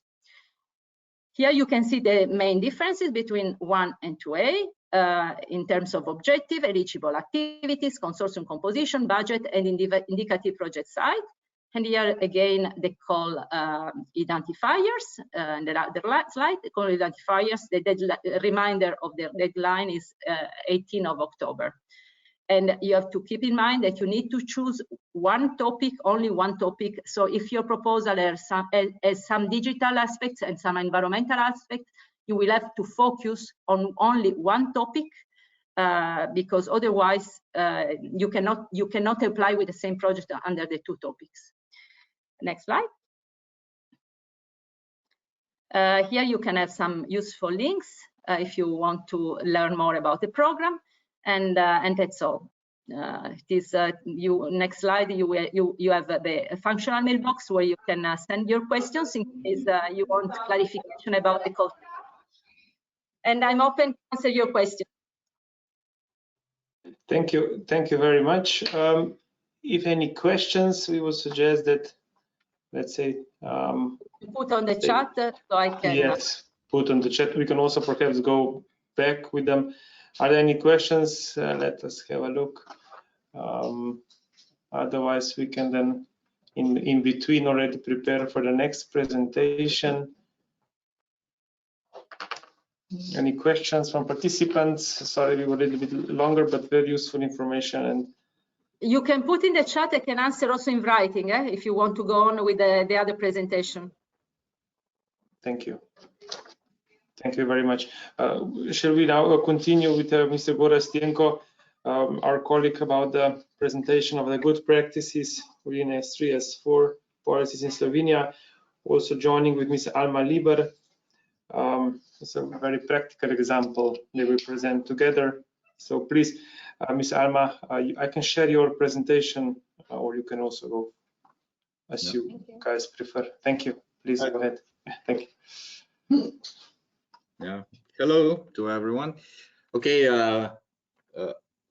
Alma, sorry, we decided to. I go first now, so if it's okay with you. You're a course. gentleman. Okay, now I will try to. No, first of all, I have to share just a second that it goes on full screen. And then, Alma, I saw you have only 4 slides, yeah, so. Yes, indeed, I would be really fast. Sorry, we're a little bit stuck.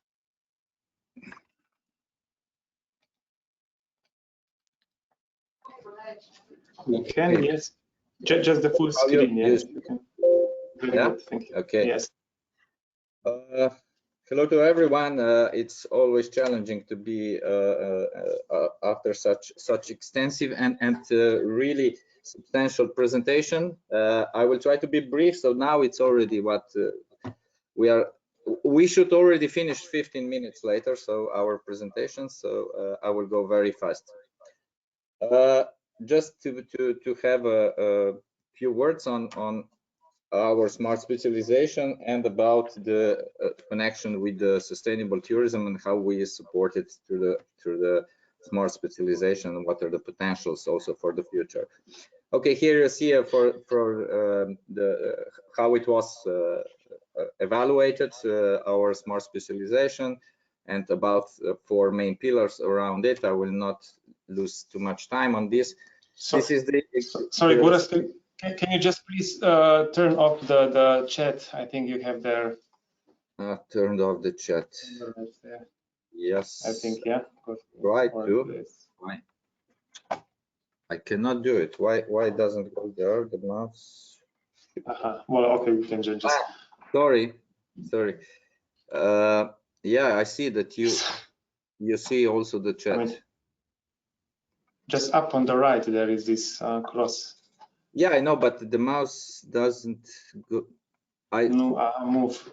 On the computer that I have, the mouse, I mean, it's not visible the chat, and I cannot go on the screen the other one. So sorry, you will have to.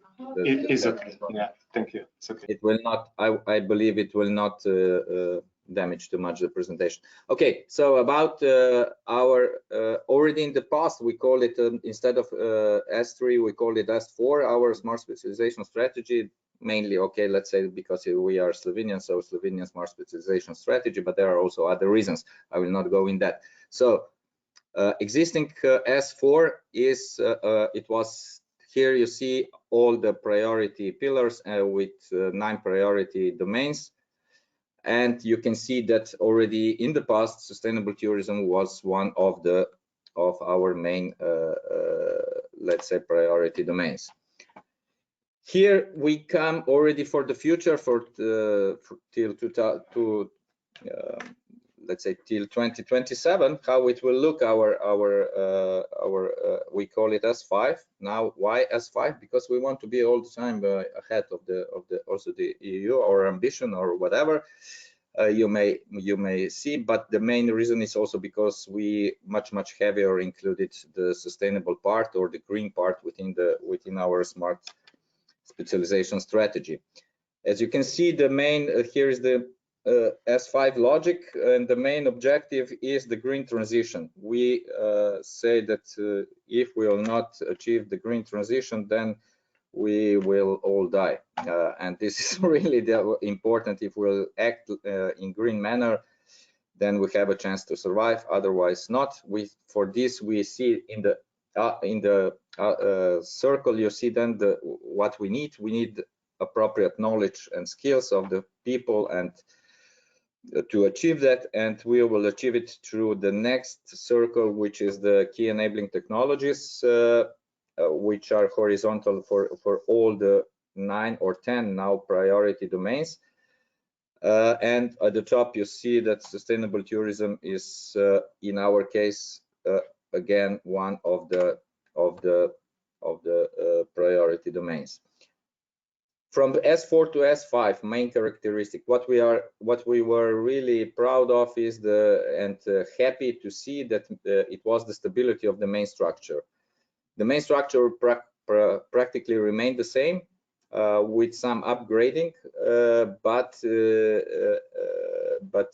that means that already at that time what we decided together with all our stakeholders was the right choice. That means that also now the analysis and the EDP, what also Roberta mentioned, the importance of the EDP with the process of S3 process, showed that we will remain with the practically main structure. With the changes that happened are much more visible below on the level of the more detailed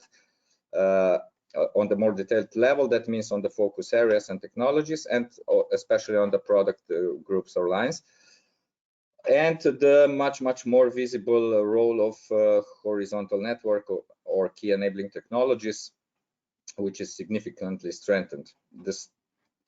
What we are also happy is the stability in terms of governance structure. So the multi-level governance structure, what we imposed in 2015 and 16, works well. You will see the chance. You will have the chance after to hear the representative of the SRIP. So this means Strategic Research and Innovation Partnership, which is one per each priority domain, which is practically let's say a mega cluster for each of these priority domain. And you will after me see the presentation of Alma Liber, who will present what they are doing in the SRIP tourism. And the stability and expansion in terms of the policy mix measures and sources of financing. The next, the main changes at the latest stage were that we achieved a much more coherent and overarching logic, as I presented already before. So then the omission of 3 main baskets, so now it remains only 9 or 10 priority domains. We say that we have a clear and understandable main goal, the green transition, and clear enabling conditions. These are the knowledge and skills of all who are dealing with the smart specialization. Practically, we want to be one of the best. The ambition is want to be one of the best, let's say in terms of human resources, one of the best countries or regions or whatever, and we'll do this through, as I said, through key enabling technologies on selected priority domains. What is also important is that we embedded, and it was somehow I was quite puzzled with the presentation, a little bit puzzled, but about the presentation of Roberta, which mentioned the topics of the smart sustainable blue economy and the social dimension on the cross-cutting of the evaluation that they have done. In our case, we made much more visible also these horizontal topics of the S5. So in the future, our smart specialization will have as a horizontal principle also the sustainable blue economy, because in our terms, the sustainable blue on the field of sustainable blue economy, we don't really have the critical mass to have it as a separate priority, but it will be somehow embedded throughout all these 9 or 10 priorities that you have seen. What that means for sustainable tourism, this structure of in our case of the smart specialization, also as in S4 and as in S5, that means that, as I said, it remains one of the 9 or now 10 priority areas. That means that the second message is that you will see afterwards when Alma will present this, that is the most focused priority area in the S5, with only one focus area and technology with 5 product lines. And what is important is that it gives ground for eligibility and support throughout the whole of our policy mix. What exactly does that mean? This is how you see the whole priority mix in the field of from our S5. So the financial part of the policy mix, investments in the R&D, entrepreneurship, skills, digitalization, for all this is of course eligible to sustainable tourism as well. It can take part on the non-financial part, as you call it, in development countries. So that means economic diplomacy of our country, Slovenian scientific research and innovation entrepreneurial ecosystem, the digital environment, and so on and so on. And also it's included also in the measures for industrial transformation. The most important, also the very important part of our S5 is also our international dimension of the S5, where we put a strong support for high impact in both ways, and in terms of continuation of already existing support and the reinforcement, even in the way of, in both ways, in the market internationalization as in development internationalization. And the other part is what is also relevant for today's audience is that a lot of support can be and is devoted through our S5 in the variety of multilateral and bilateral cooperation or chances or challenges that we have. Practically 17 areas, let's say areas, are described in S5 what we will support. Among which, of course, as my predecessor Valentina very well presented, the instrument E3, we very much support this instrument. We believe that this is one of the best instruments in terms of achieving the how to say the added value on the added value for the whole Europe is really visible, since as also she mentioned, each of the participating partners within the E3 has to be in line with their smart specialization, and that means really that we will the Europe will go more strongly in the direction of complementarities among through the value chains at the level of the whole Europe. So I3, not E3, sorry, Horizon, Vanguard, EIT, different macro-regional strategies, in particular it is specifically mentioned, of course, EOSAR, EOSAL, EOSDR, and Euromed, different CBCs, and also bilateral focus on cooperation, including the joint interregional calls together for our companies and other institutions.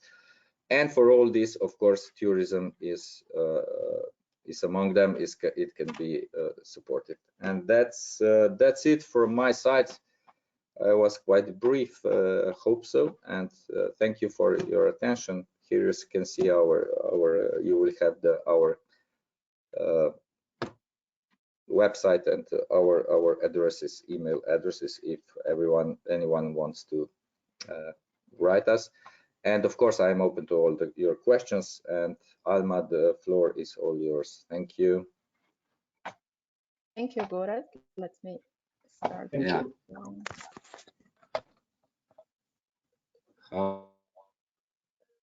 Might wanna let me. Or maybe Mattia, if you could just share my presentation, I think. Yeah, yes. Let me just. Coming now, yes. Yeah. Great. I have problems with. No. It's okay, Gorazd. I think we are fine now. You put it out. Okay, great. Sorry, because my computer turned out a little for a moment. Sorry for this. So hello, everybody. Yes. So I think even before it wasn't working, only to put it on the script. But please go ahead, and I will just. Yeah. Okay. So hello, everybody from my side as well. My name is Alma Liber, and I work at the Center of Business Excellence here at the School of Economics and Business, University of Ljubljana. And our center, CB, as we like to call it in English, is actually coordinating SRIPT. If I translate it to English, it's Strategic Development and Innovation Partnership for Tourism. Next slide, please. So I will start with our vision. Vision is supporting Slovenia on its path to becoming a leading green, low carbon and responsible tourism destination. That's quite a great challenge that we have ahead of us. However, SRIPT works on the basis of membership. So currently we have 64 members, so including 48 companies coming from the tourism industry or working in services related to tourism, 1 knowledge institution, faculty, 13 public institutions, 1 national tourism organization, and 1 chamber. So SRIPT members companies account for more than 70% of Slovenian tourism revenues, which shows a really strong partnership representing the key stakeholders of Slovenian tourism. What we provide to our members is networking, transfer of good practices, and networking with the key stakeholders. For example, experts, academics, business, researchers, and other institutions in Slovenia, and of course also abroad. We support members in developing competitive, if I might say, competitive solution to increase added value, organizing various events under the SRIPT thematic pillars. Our strongest pillar is, if I might say it, is actually education. So we organize various educational programs for our member companies for their mid to top management. So if I just give a number for last year, for example, more than 400 employees of our members took part in our educational programs, which was quite amazing milestone because we all know how last year was very challenging for the tourism sector in general, and we do believe and we have shown that with the education and the training we believe that we have also helped in this transition that or how companies were able to attack all of the challenges that they came across with the coronavirus.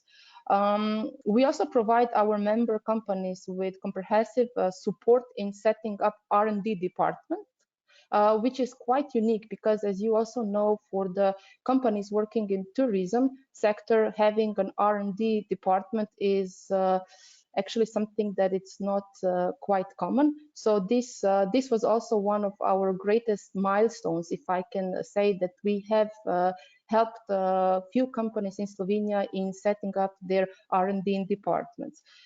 We do believe actually that we indirectly contribute to achieving a higher added value in tourism through all of our activities that we do for our members.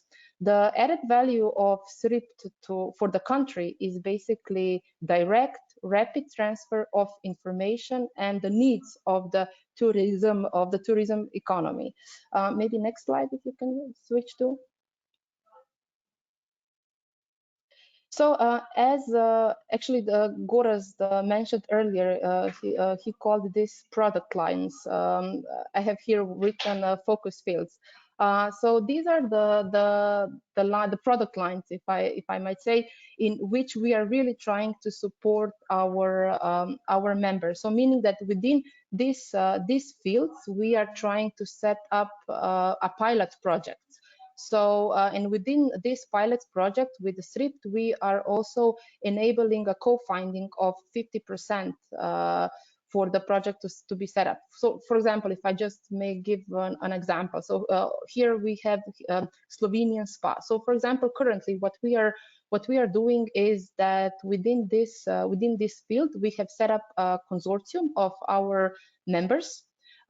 Five members took part in this consortium, and we are here actually developing a completely new product in terms of spa, which is connected to the well-being of forests, waters, and air here in Slovenia. So we are now working on this pilot project where we will be, as I mentioned, setting up a whole new concept of the forest spa, for example. This is the product which is, as I mentioned, pilot, and this is something that will be done if it shows that it will be successful. This is a product that then can be transferred to the whole region of Slovenia. So for the beginning, we started with only one destination, and for that destination, we will set up everything that has to be done in order to develop this product. And if it will be successful, this is the product that then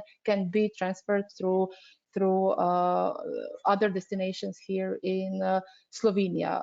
For example, within cultural heritage and tourism, here we did also a research pilot project where we were trying to evaluate the impact of underground cultural constructions here in Slovenia and its tourist potential in Slovenia. So again, here we had the consortium of our 9 members, and for them, together with them, we did the research of their potential for tourism development in terms of the cultural heritage for the underground objects across Slovenia. The red line through all of these focus fields, it's green, digital, safe, and outstanding services. Next slide. I was quite fast,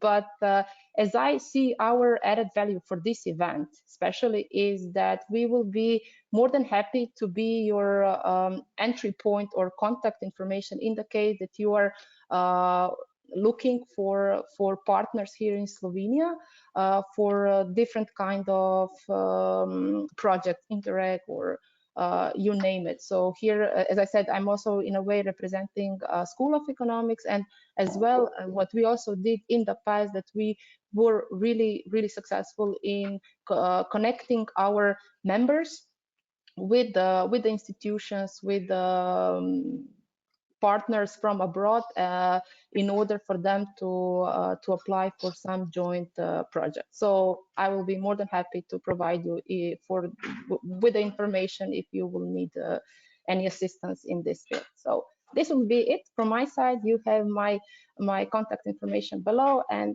as I said, I will be more than happy to assist you. Thank you very much, dear Alma. Very useful suggestion, yes, to contact you for any potential cooperation.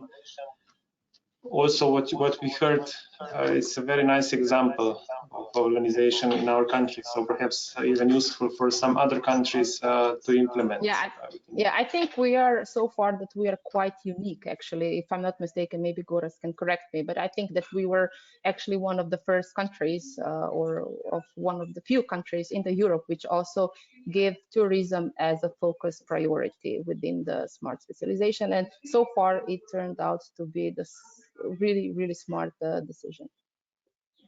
Especially regarding the current situation, yes, and insecurity within tourism and sustainability, this can be a very nice example, yes, for the future. Thank you, Alma. Goras, would you want to add something? No. Yeah, well, it was quite heavy to at that time to somehow convince also the Commission and everyone that sustainable tourism can be a part of and should be a part, in our case, of one of the priorities. But together with the Commission, we achieved that, and we are happy, and we are showing that there is a potential also on that field, also in the field of the research and innovation. So that's it. If any questions, yes, from the participants, perhaps you can put it in the chat, and we can go further with the next presentation. Or if somebody would like to say, you can just raise the hand. Thank you both, Goras and Alma. Masha, you can you share your screen? So we would now have a look of a nice example of a cooperation and also, let's say, inclusiveness of tourism connectiveness with other areas. And then further on, we will see an example of the project of a luxury flagship,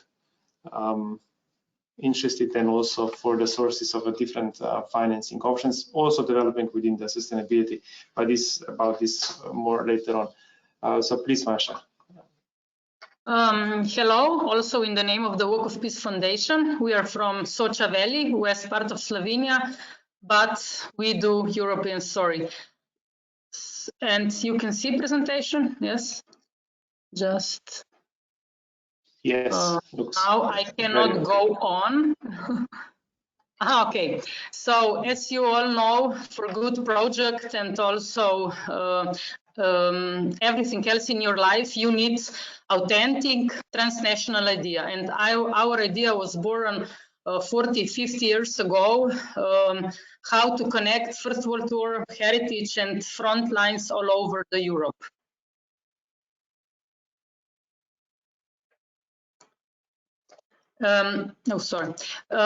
As next step has to be developed is that all partners who are ready to work on common idea is that we have common mission and value.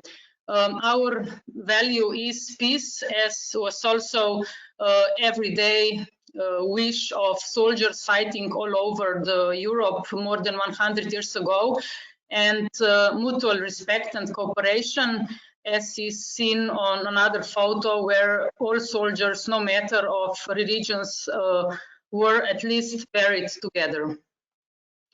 Our vision is that we all who have authentic added value heritage do common transnational serial nomination and to put this heritage of the First World War on UNESCO list.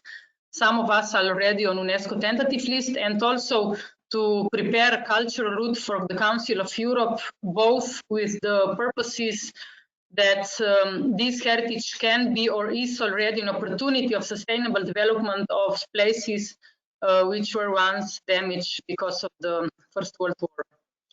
Our activities, and it is important, these are not only project activities developed when we have project, but these are daily activities of the most important partners who are dealing with First World War heritage in different fields of sector daily. So research, protection, management, common remembrance, not only individual, education, creativity, culture, tourism, digitalization, and on the end is then, of course, sustainable development.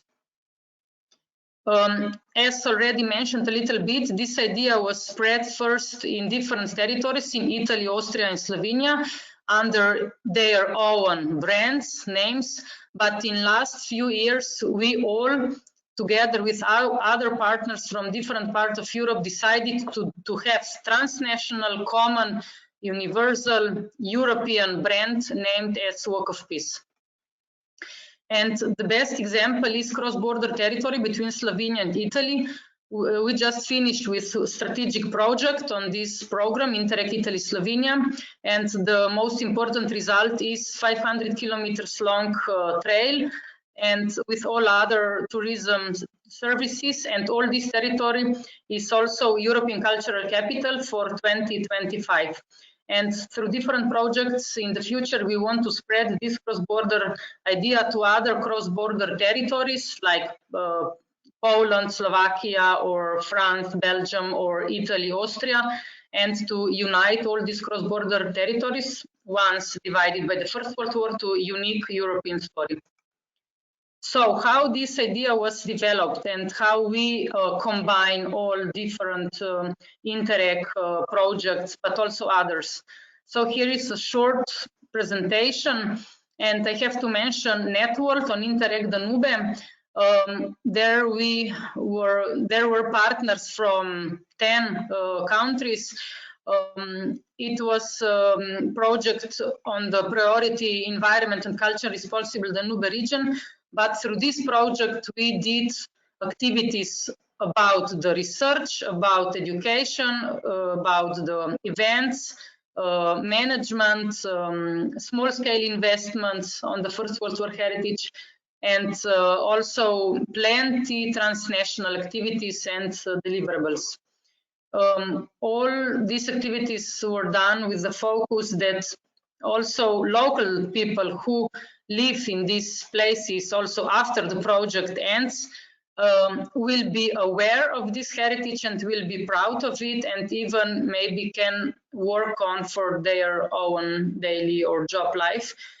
We also have experience of the European program Creative Europe, where we include creativity, youth, and cultural activities, and we commemorate First World War anniversary, but on another side we also confront nowadays topic especially dedicated to, let's say, refugees in this time years ago. Then in 2020, Walk of Peace was selected as Best European Project. Then we got important Walk of Peace cross-border strategic project, where we really do upgraded activities which were developed in previous years on the territory between Slovenia and Italy. Priority here was also protecting and promoting different resources.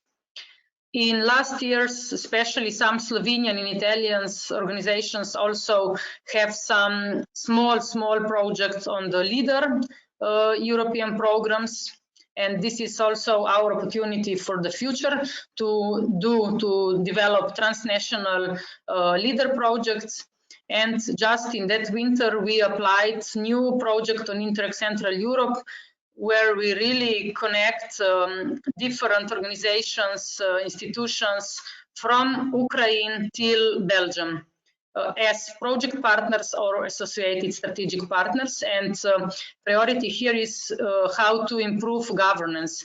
So it was quite hard priority because it was also for us big challenge how from more cultural tourism oriented projects do projects where we all do step on to also work together on transnational governance and management of this Walk of Peace idea, and also, of course, to improve cooperation in all Europe on that topic. Very important and good starting point for different transnational cooperations, not only through the European programs, were, of course, First World War anniversaries, where all the world were remembering victims and all what happened more than 100 years ago. And in that time, we really developed very good, not only partnership, but friendship. And in these years, also First World War heritage in France, Belgium, and Slovenia became a part of UNESCO tentative list. So here is shortly presented how and where this Walk of Peace idea was spread in last few years with the website, where is also accessible, accessible descriptions of 250 heritage of the First World War from 9 countries. And maybe the last slide. We are not theoretically developed project and institution, but really operative project developed by daily, yearly experiences among different partners. So I can say that for very good projects, approach for sure is bottom up. Although it is very hard, we do this project for 20 years, but just last 5 years we can say that we really do cross-border and transnational story, and also partnership is really developed daily, step by step. We visit each other also outside of the project duration. So bottom up and step by step developed process is not easy, but I think that for the best practices it has to be done like this. And our partnership is really very, very diverse. We have research centers, museums, municipalities, regional development agencies, tourism boards, NGOs, from the local to the national level. And also because of the topic, because First World War events and heritage, even 10 years ago, were a factor of dividing us. But now, with the Walk of Peace idea, it is an opportunity for working together. But for sure, a lot of mutual communication and trust has to be developed, because it is not easy topic, but that is why we decided that we want to unite Europe again on these historical events of the First World War, but under the Walk of Peace brands, not brand of the First World War heritage, but brand which is focused to the future and nowadays. And that is why, because this topic is really not easy, has to be developed under different multi-sectoral and multi-horizontal expertises, interactions. That is why all our projects have really many transnational results developed also under cooperation between tourism research, or tourism and protection, or education and tourism, and also different tourism programs like hiking or biking or cultural tourism oriented activities. For all of us, we all have experience with diversible co-financing. It is again really not easy, because we are quite dependent on European projects. When we get European project, then we can really do a lot. When we don't have, when we have also our own resources or some public support, then we can do just basic, let's say. But last 7-8 years, we are really very proud that Walk of Peace idea was supported also on a European level. So we are aware that we are on the right way. And what is very important is that we have quite well-defined short, middle, and long-term objective. As said, in next few years, we would like to reach UNESCO and Cultural Route of Council of Europe nomination. That is why many project activities and partnership is developed and managed towards these goals. And also for me personally, capitalization and synergies are the top keywords. So we work on and live on daily, not only through the project. And yes, the last photo is just to remind us that we have to do all of it because of our youth, young people. And we organize almost each year different activities where also young people included. This photo is from the concert of European Youth Spirit Orchestra organized 2 years ago in Kobarid, where young people from, I think, 13 countries signed commitment, let's make European Walk of Peace together. Thank you. Great. Thank you. Thank you, Masha. Thank you very much. A very nice example of it. International project, transnational. Yes, any questions from the participants? Otherwise, we would go further on. But very nice example and very briefly presented. Thank you, Masha. Any questions you can put in the chat? And otherwise, I would suggest that Zrinka, we go further. We can also discuss and get back to you, Masha. I guess also participants, if they have any let's say any ideas, or let's say any questions, right, for you, they can contact you directly. Also, your presentation will be included in the link, and we will share with the others. So yeah, thank you very much.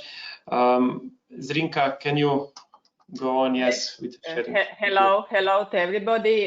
Can you see my presentation? Is it in presentation mode? No.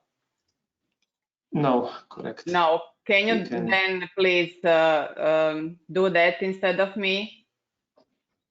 Can you share my slide? Of course. I can, yes. Let me just check which one. Yes. Just a second. It's easier like this. Yeah, I don't know why this is not working, but interesting. Yes. So we go like this. Let me know if it's working. There is. Comes a little bit later. Can you see the screen? No. no, not yet. Yeah, I can see the screen, but it's not in the slide share. Like this now, perhaps. No, now I can. Yes. Here it is. Okay. Can you see? Everything is okay. Mattia. Yes, I'm here. Let me just please give me a second. I will just but looks fine. Looks fine. It's coming now. Yes. Better? Yes. Perfect. Very good. Thank you. I hope that everybody can see the screen. So hello to everybody once again. Great thanks to organizers and speakers for the really interesting presentations. Now finally the floor is mine, and I'm very happy to show you what our task was in preparing this project proposal on Cruise Air project. So the task we had was to elaborate the TSG4 project idea into the application form ready to apply for some call once available. So we were somehow in the middle of programming periods, and we were preparing this application form and project application for some call in the future. So please take that into mind when looking these slides. Next slide, please. So first, let me shortly introduce to the Cruise Air project. So the project was aimed to improve the sustainability of cruise tourism destinations, and finally to develop a strategic framework. In short, specifically, the project should identify and map the existing models of cruise tourism destination management. It should formulate a strategic development framework, and it should facilitate decision-making process. What we did, next slide, please, Mattia. What we did regarding the partners, we followed the really strict selection process, and we identified 6 project partners. The lead partner that is nominated is Ministry of Tourism Directorate of Research from Greece, and other 5 partners were from 2 research institutions, education and research institutions from Slovenia and Croatia, then Port Government Agency from Serbia, from the Republic of Serbia, tourist agency involved in cruise tourism business from Montenegro, and not yet confirmed, but hopefully it will be confirmed once a call will be available, is a region of Veneto from Italy. Next slide, please. Regarding the work packages, so what is really a Cruise Air project about? First, the work package, besides these 2 general work packages, the work package 2 is dealing with the assessment of cruise tourism sector in the Adriatic Ionian region. And that work package should result with a really comprehensive status report on cruise tourism in the region with recommendations and implications. The main work package is that dealing with development of cruise tourism strategy with action plans and development of destination management plans. And the work package 4 is towards capacity building and monitoring of the implementation of cruise tourism strategy and destination management plans. What I didn't mention before when talking about the name, the cruise era is really dealing with all waters in the region. So we are speaking about cruise tourism on the sea, rivers, and lakes. Next slide, please.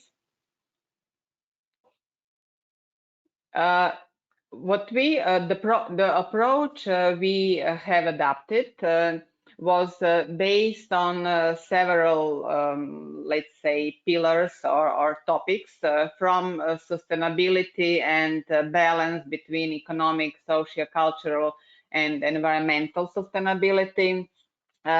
Then green approach, digital approach, smart integration, participatory planning, and innovation. Innovation is maybe one of the major approaches that is really built in all others. So what we were looking is some innovative actions and innovative processing in sustainability, in digital, in balance, in green, etc. Next slide, please. When talking about innovations, let me just shortly remind us on innovations in tourism. So this is really any process bringing a new problem-solving idea into use, according to some authors. And from the World Tourism Organization, innovations as a process are really requiring a broad set of stakeholders from governments, academia, corporations, small and medium entrepreneurships, etc., etc. Maybe just to mention at this stage that we are really dealing with the development of planning document in this project. So we are developing a cruise tourism strategy for the Adriatic-Ionian region. So innovations should be seen in that context of developing a planning document, not developing some new product. Next slide, please. Regarding the challenges of tourism in general, or we can say the needs of tourism in general, our project should respond with innovative solutions regarding the what can help in making tourism better to recover and become more resilient. According to this slide taken from Euromonitor International from last year, there are 4 pillars regarding these innovations in tourism, from digital, sustainable to safe and people-centric. So when we are talking about needs, this is needs of tourism in general. But what about needs of cruise tourism specific? Next slide, please. Regarding the specific needs and challenges of cruise tourism, they are, we can say, numerous and somehow polarized. Because when talking about cruise tourism in the region, we really have the 2 groups of problems. At the one side, we have problems associated with mature cruise tourism destinations that are already facing negative impacts of cruise tourism, and the first need is to mitigate those adverse and negative impacts. From the other side, we have destinations which do have resources, but still not yet developed some kind of niche tourism product like cruise tourism is. So we really are doing here with very polarized situation, and our needs are coming from seasonality. We all know that cruise ports are facing seasonality problems. Then we have here very specific adverse environmental impacts when talking about mature cruise destinations. Because cruise ships are considered by some of the authors as one of the principal pollution sources of marine ecosystem. So we have to mitigate all those adverse impacts. When talking about social impacts, probably no need to remind you on Venice or Dubrovnik, who are dealing with over-tourism troubles. From the other side, we do not have adequate management in these mature destinations, but also we don't have adequate management in the other destinations which have to develop a cruise tourism product. Next slide, please. So in our approach, we really responded to this need by having innovations carried out through all phases of cruise project cycle. From the project approach, dealing with or basing the whole project on the regional approach and the all-water approach. Then innovations are under the methods of planning, using digital tools and multi-sectoral participatory approach. Then innovations will be incorporated in destination management plans that will support innovative solutions, concrete innovative solutions at the regional level. And innovations will be supported through the implementation of this strategic framework. Next slide, please. So regarding the specific possible concrete innovative solutions, from the left side, when talking about, I already mentioned, when talking about approach, the introduction of regional aspect is seen as a real innovation, because today all problems that ports or destinations are dealing concerning the negative impacts of cruise tourism, the problems are really dealing at the level of destination or at the level of the national level. So no problems are solving at the regional level. The same is really with development of cruise tourism. When talking about development and mitigating the adverse impacts, everything is doing at the level of the destination or at the national level at most. It's not wrong. We do have very good examples of good mitigation innovative approaches at the destination level, like in Venice or in Dubrovnik. You probably know about Respect the City activity in Dubrovnik, which is really dealing with over-tourism and all these negative aspects. But what the real innovation is to solve problems and to deal with that at the regional level.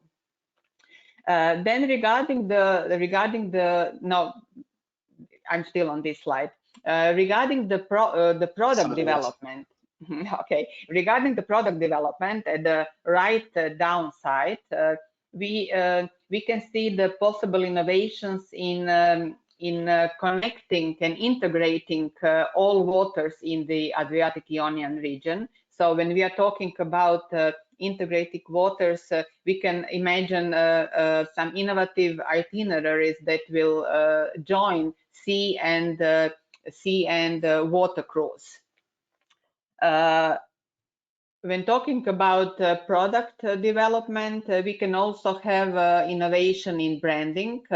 So if we will brand this whole our region as a unique cruise destination, that will be innovative approach, as well as promotion of Adriatic-Ionian region as a unique cruise destination.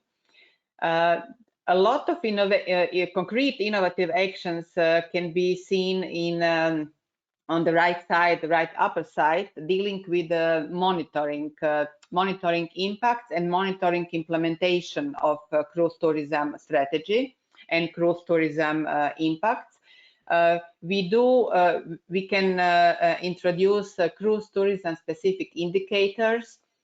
We can work with sustainability assessment tools that are connected to sustainable SDGs. We can use real-time data through interactive platforms and artificial intelligence and prediction models that are already in a very, very small dimension used in this respect the city in Dubrovnik. We can, of course, rely on big data, what we already heard today, and we can use digitalization of cruise tourism in the region. And last but not the least is innovation in participatory approach. So we rely on participatory approach from the data collection, knowledge sharing, best practices, etc. Also, all these ideas can be exchanged on virtual stakeholders, platforms, forums, or even virtual cruises that that today are already some ideas exist. Next slide, please. So this is the last slide, and all these innovative potentials of this project can also and would bring a lot of benefits from increasing productivity, encouraging growth at the level where we want growth, from increasing quality of tourism services and products and gaining competitive advantage. But at the end, the idea is really to mitigate negative adverse impacts of cruise tourism, and to from one side, and from the other side, to make cruise tourism in the Adriatic-Ionian region more resilient in order to recover and better adapt to post-COVID era. I hope that I was in 10-minute limit. Thank you very much. If you have any questions, I'm here. Thank you. Thank you, Drinka, very much. If any questions from the participants, I suggest you can put them in the chat, and we can share them with you. I didn't see any for now. So yes, thank you very much. Let me now stop sharing. So, and we came now to the last part of our today workshop, to the round table, so to say. So to give the word to the participants to get, let's say, your questions, your ideas, your suggestions. Simona, we saw some suggestions in the chat. Would you now, I would pass the word now to participants and also to you in this regards. Any questions, suggestions? Yes, the floor is yours. Of course. Thank you, Mattia. So maybe, you know, to start this discussion, I would first see, you know, if any of the participants or presenters have any comments to what we have heard today. And if not, actually, I have a few questions maybe for participants. How do you think the Ecrr project and the facility point can support the interregional investments or the interregional approach to tourism? How can we connect? How do you have any ideas, proposals, suggestions, how we as facility point can support that? And the second question, or maybe to open the debate, is the innovations in tourism. Valentina presented earlier the interregional innovation investments, and a question for her is maybe a very direct question. Was there any proposals for the first call that dealt with tourism in any way? And what is your opinion, maybe, Valentina, on the innovations in tourism? or how to approach that with given your instrument also? Yes. So 2 questions, very interesting.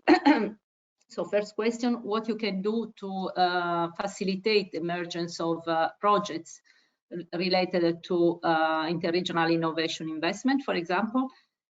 A suggestion that I could give you to build on maybe on the work that has already been done in the framework of the S3 partnership that is connected to EUSAIR and to this pilot project which was supported by the European Parliament.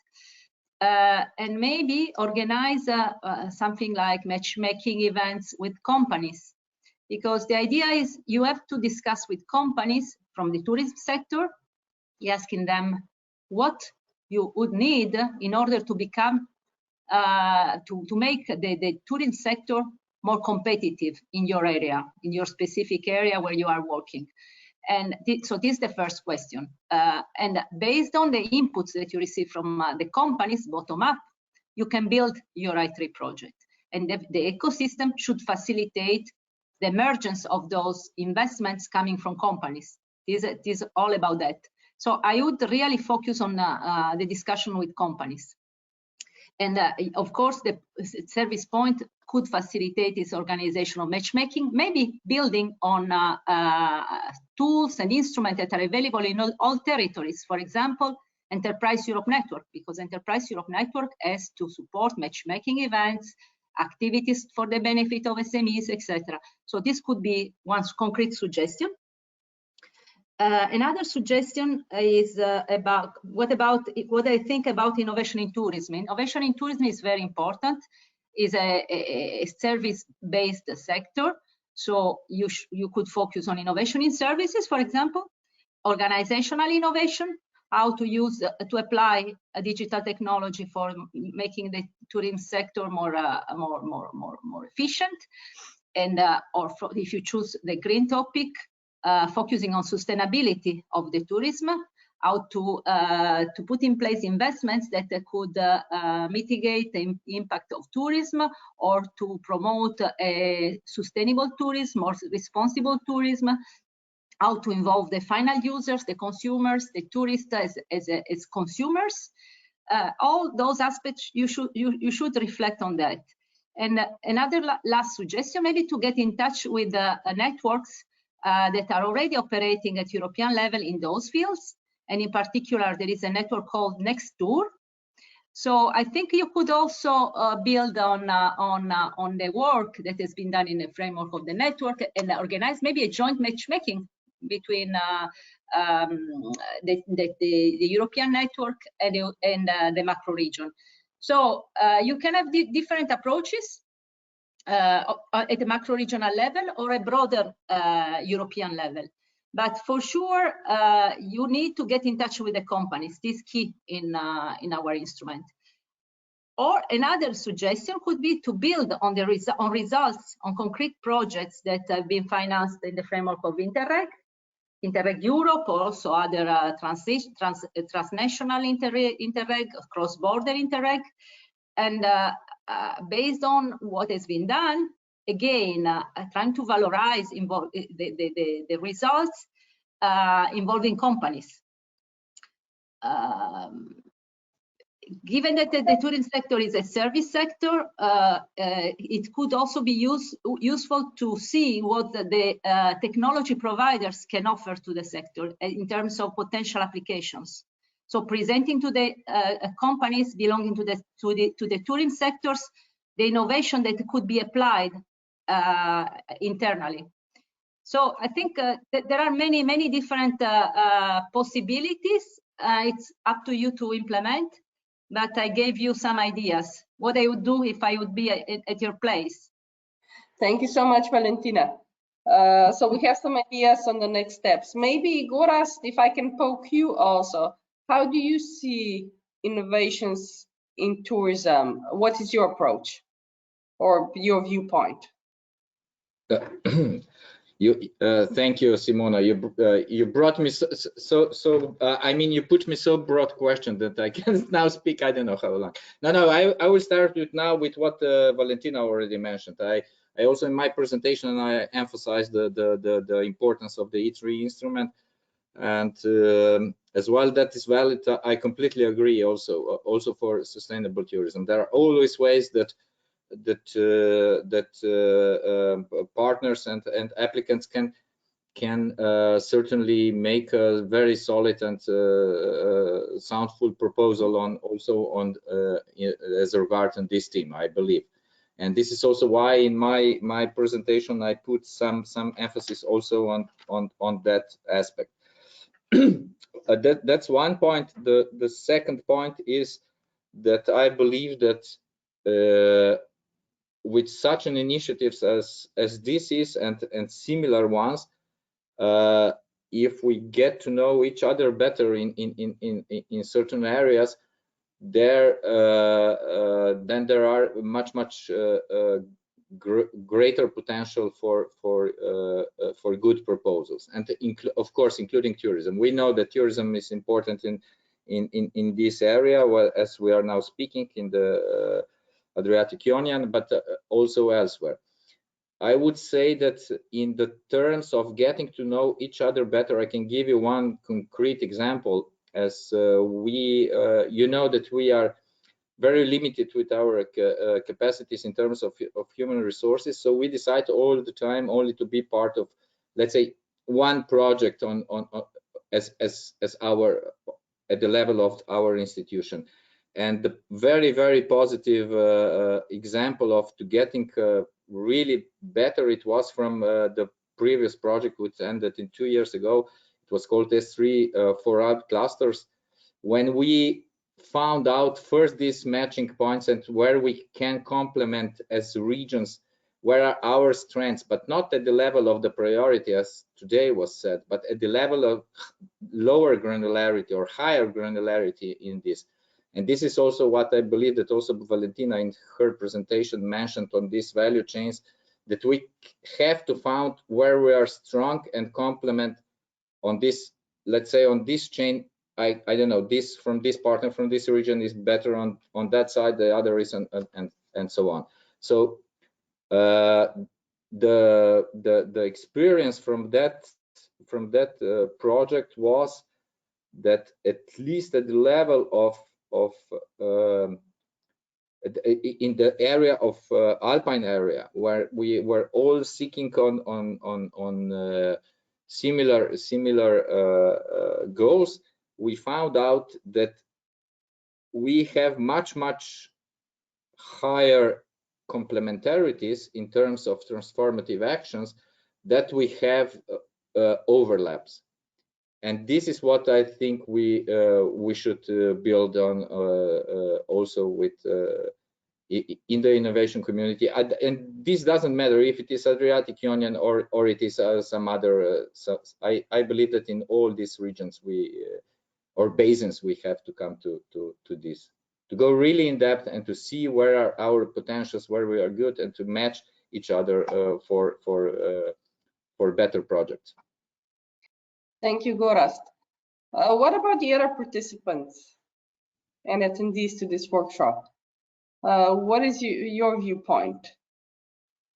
Would anyone like to add anything? If I can. Yes, please, Roberta. Thank you. I was just thinking, for sure, at the national level, the prioritizing policies should be identified. But once, for instance, sustainable tourism is identified, it will be necessary to improve what we call the entrepreneurial discovery process, as my colleague mentioned before. We also to consider that the non-European countries are at the moment starting to implement and to approve their smart specialization. This is an ongoing process, and it could be useful to work together, also because okay, the continuity of the area for sure, but also because there is the possibility to develop a wide strategy regarding sustainable tourism in this case. We know that pollution doesn't know political barriers or administrative ones. And the main suggestion I can give you, generally speaking, is also to compensate the lack of data with change of presentation and B2B meetings, because also for the entrepreneurial discovery process, we need a little bit to know more all those countries that are part of USEA. And it's a mutual knowledge from one both and from another one. Thank you. You mean, yes, sorry, Roberta, if I may add, you mean like, because also in the past events, we did have some also presenting some examples of, let's say, entrepreneurial, let's say, some innovations. I mean, the importance of also including on our events, the companies and perhaps associations. I mean, this entrepreneurial already also this sense, yeah, perhaps to keep them included. Yes, but sorry for my voice. The air conditioning is very strong. As entrepreneurs, we must consider not only companies but also education institution, public research institution, or also private and public inventors. You know, a wide group that can help you to investigate a focused topic. For instance, sustainable tourism.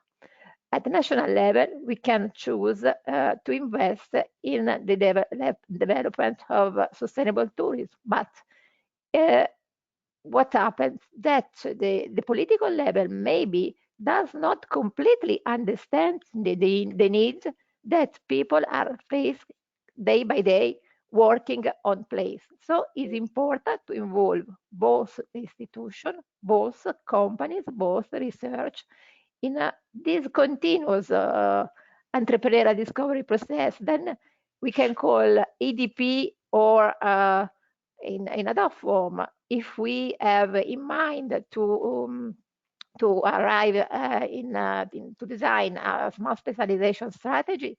There is the S3 guide, and we have to follow some steps. But the JRC is still working with all countries in USEA. So maybe it's what you have started to do with this meeting. Start to talk and then involve more and more all level of stakeholder. Okay. Yeah. Thank you. Somebody else? Boris wanted to say something? Boris, yeah. If I may just add here, I completely agree on that. I mean, the EDP is one of the essential part of each. Whenever you build a smart specialization, it doesn't matter if it is region, I mean country, or at national level, even if you would have on lower level. And I assume that Roberta was trying to go in direction of also some kind of EDP throughout the, let's say, broader region, if I am correct. Within, for instance, in the Adriatic Union or whatever, to get to know each other better. That's what I also meant with that as well. No, so I can confirm that in our case, if there would be not this mechanism or this tool or whatever we call it, or this process which is ongoing, as you mentioned, we wouldn't have such smart specialization as we do have. We wouldn't have ownership, and I completely off this from the companies, from the research institutes, and from other in case of Slovenia. And I really also support to go in that direction on a little bit. Perhaps we can find some solution to widen this to make it broader outside our borders. As you mentioned, pollution doesn't know the border or political change or whatever, or even the climate change, of course, and all the other, and also as well the tourism which is affected by that. No? So in that respect, I would support that, and I am a firm believer of, since I understand the EDP as and we understood it as well when we were for first time, let's say, faced with the designing the smart specialization in really complete way. And that what I mean by that is that EDP for me is, I don't know, real 100% partnership with all the stakeholders. You have to build it together, and this is why I think that with that we also in broader areas can move things on case by case. For sure there will be immediately not all included, but I mean we can try to go in that way. So thank you. Thank you, Goras. Is there maybe any other comments from the audience? Would someone like to add anything? As I see, we are already. Yeah, go ahead. I'm sorry. Yeah, sorry. No, I just wanted to add from our experience of the Interreg Med, as I presented during the, as I said during the presentation, we are planning a new governance point of view. We are giving more important than ever to the coordination between all the stakeholders for all the thematic areas of the Mediterranean, also for sustainable tourism and for innovation. We are developing this strategy that we have published in our webpage with its main objective is basically what we were talking before, to improve the transfer of the results of the projects, to make a community with all the stakeholders that might be involved in this topic. And it's really interesting. Now we are actually our first call has been basically about governance. We are choosing 2 governance projects for the whole length of the programming period in the field of sustainable tourism. So they will be one of them is for the coordination between all thematic projects, and the other one is for the dialogue with institutions, with external stakeholders. And we really believe in our program that this is the future of cooperation, that results need to be more transferred. All the stakeholders, public and private, needs to be involved in the green transition in general, but also in the sustainable tourism and the innovation. And let's see how it goes. We are very optimistic. We have to select the projects, but I think that this can be, I think this is the future of cooperation. We need to improve governance, and we need to involve all kind of institutions and also the private sector in the cooperation. Thank you.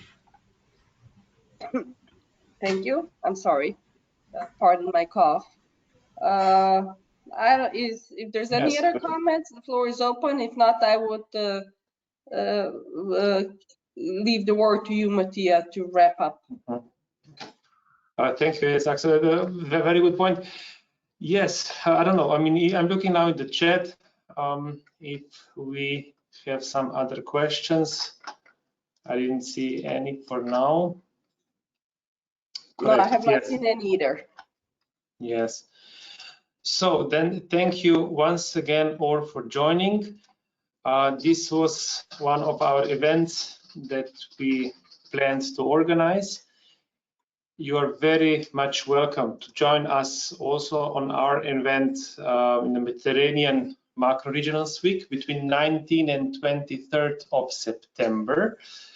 The invitation, the program Save the Date is already, if I'm not mistaken, published on the web page. Save the Date was already out, and during this our week, We will also have a 3-hour session also on the innovations. So the subject is in the progress of to be defined, but circular economy is one of the topics. So again, sustainability, also connectiveness of the pillars will be further on developed. I think we have heard today some very useful information from all the presenters. Thank you once again very much to all the presenters for participating. Thank you for the participants. Please do visit our LinkedIn webpage and to connect with us, share some ideas, suggestions that you might have.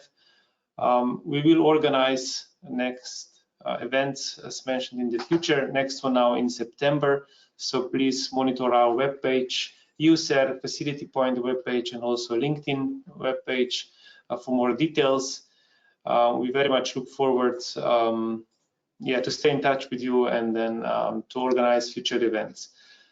So if there is nothing else, we would like very much to thank you. Thank you all.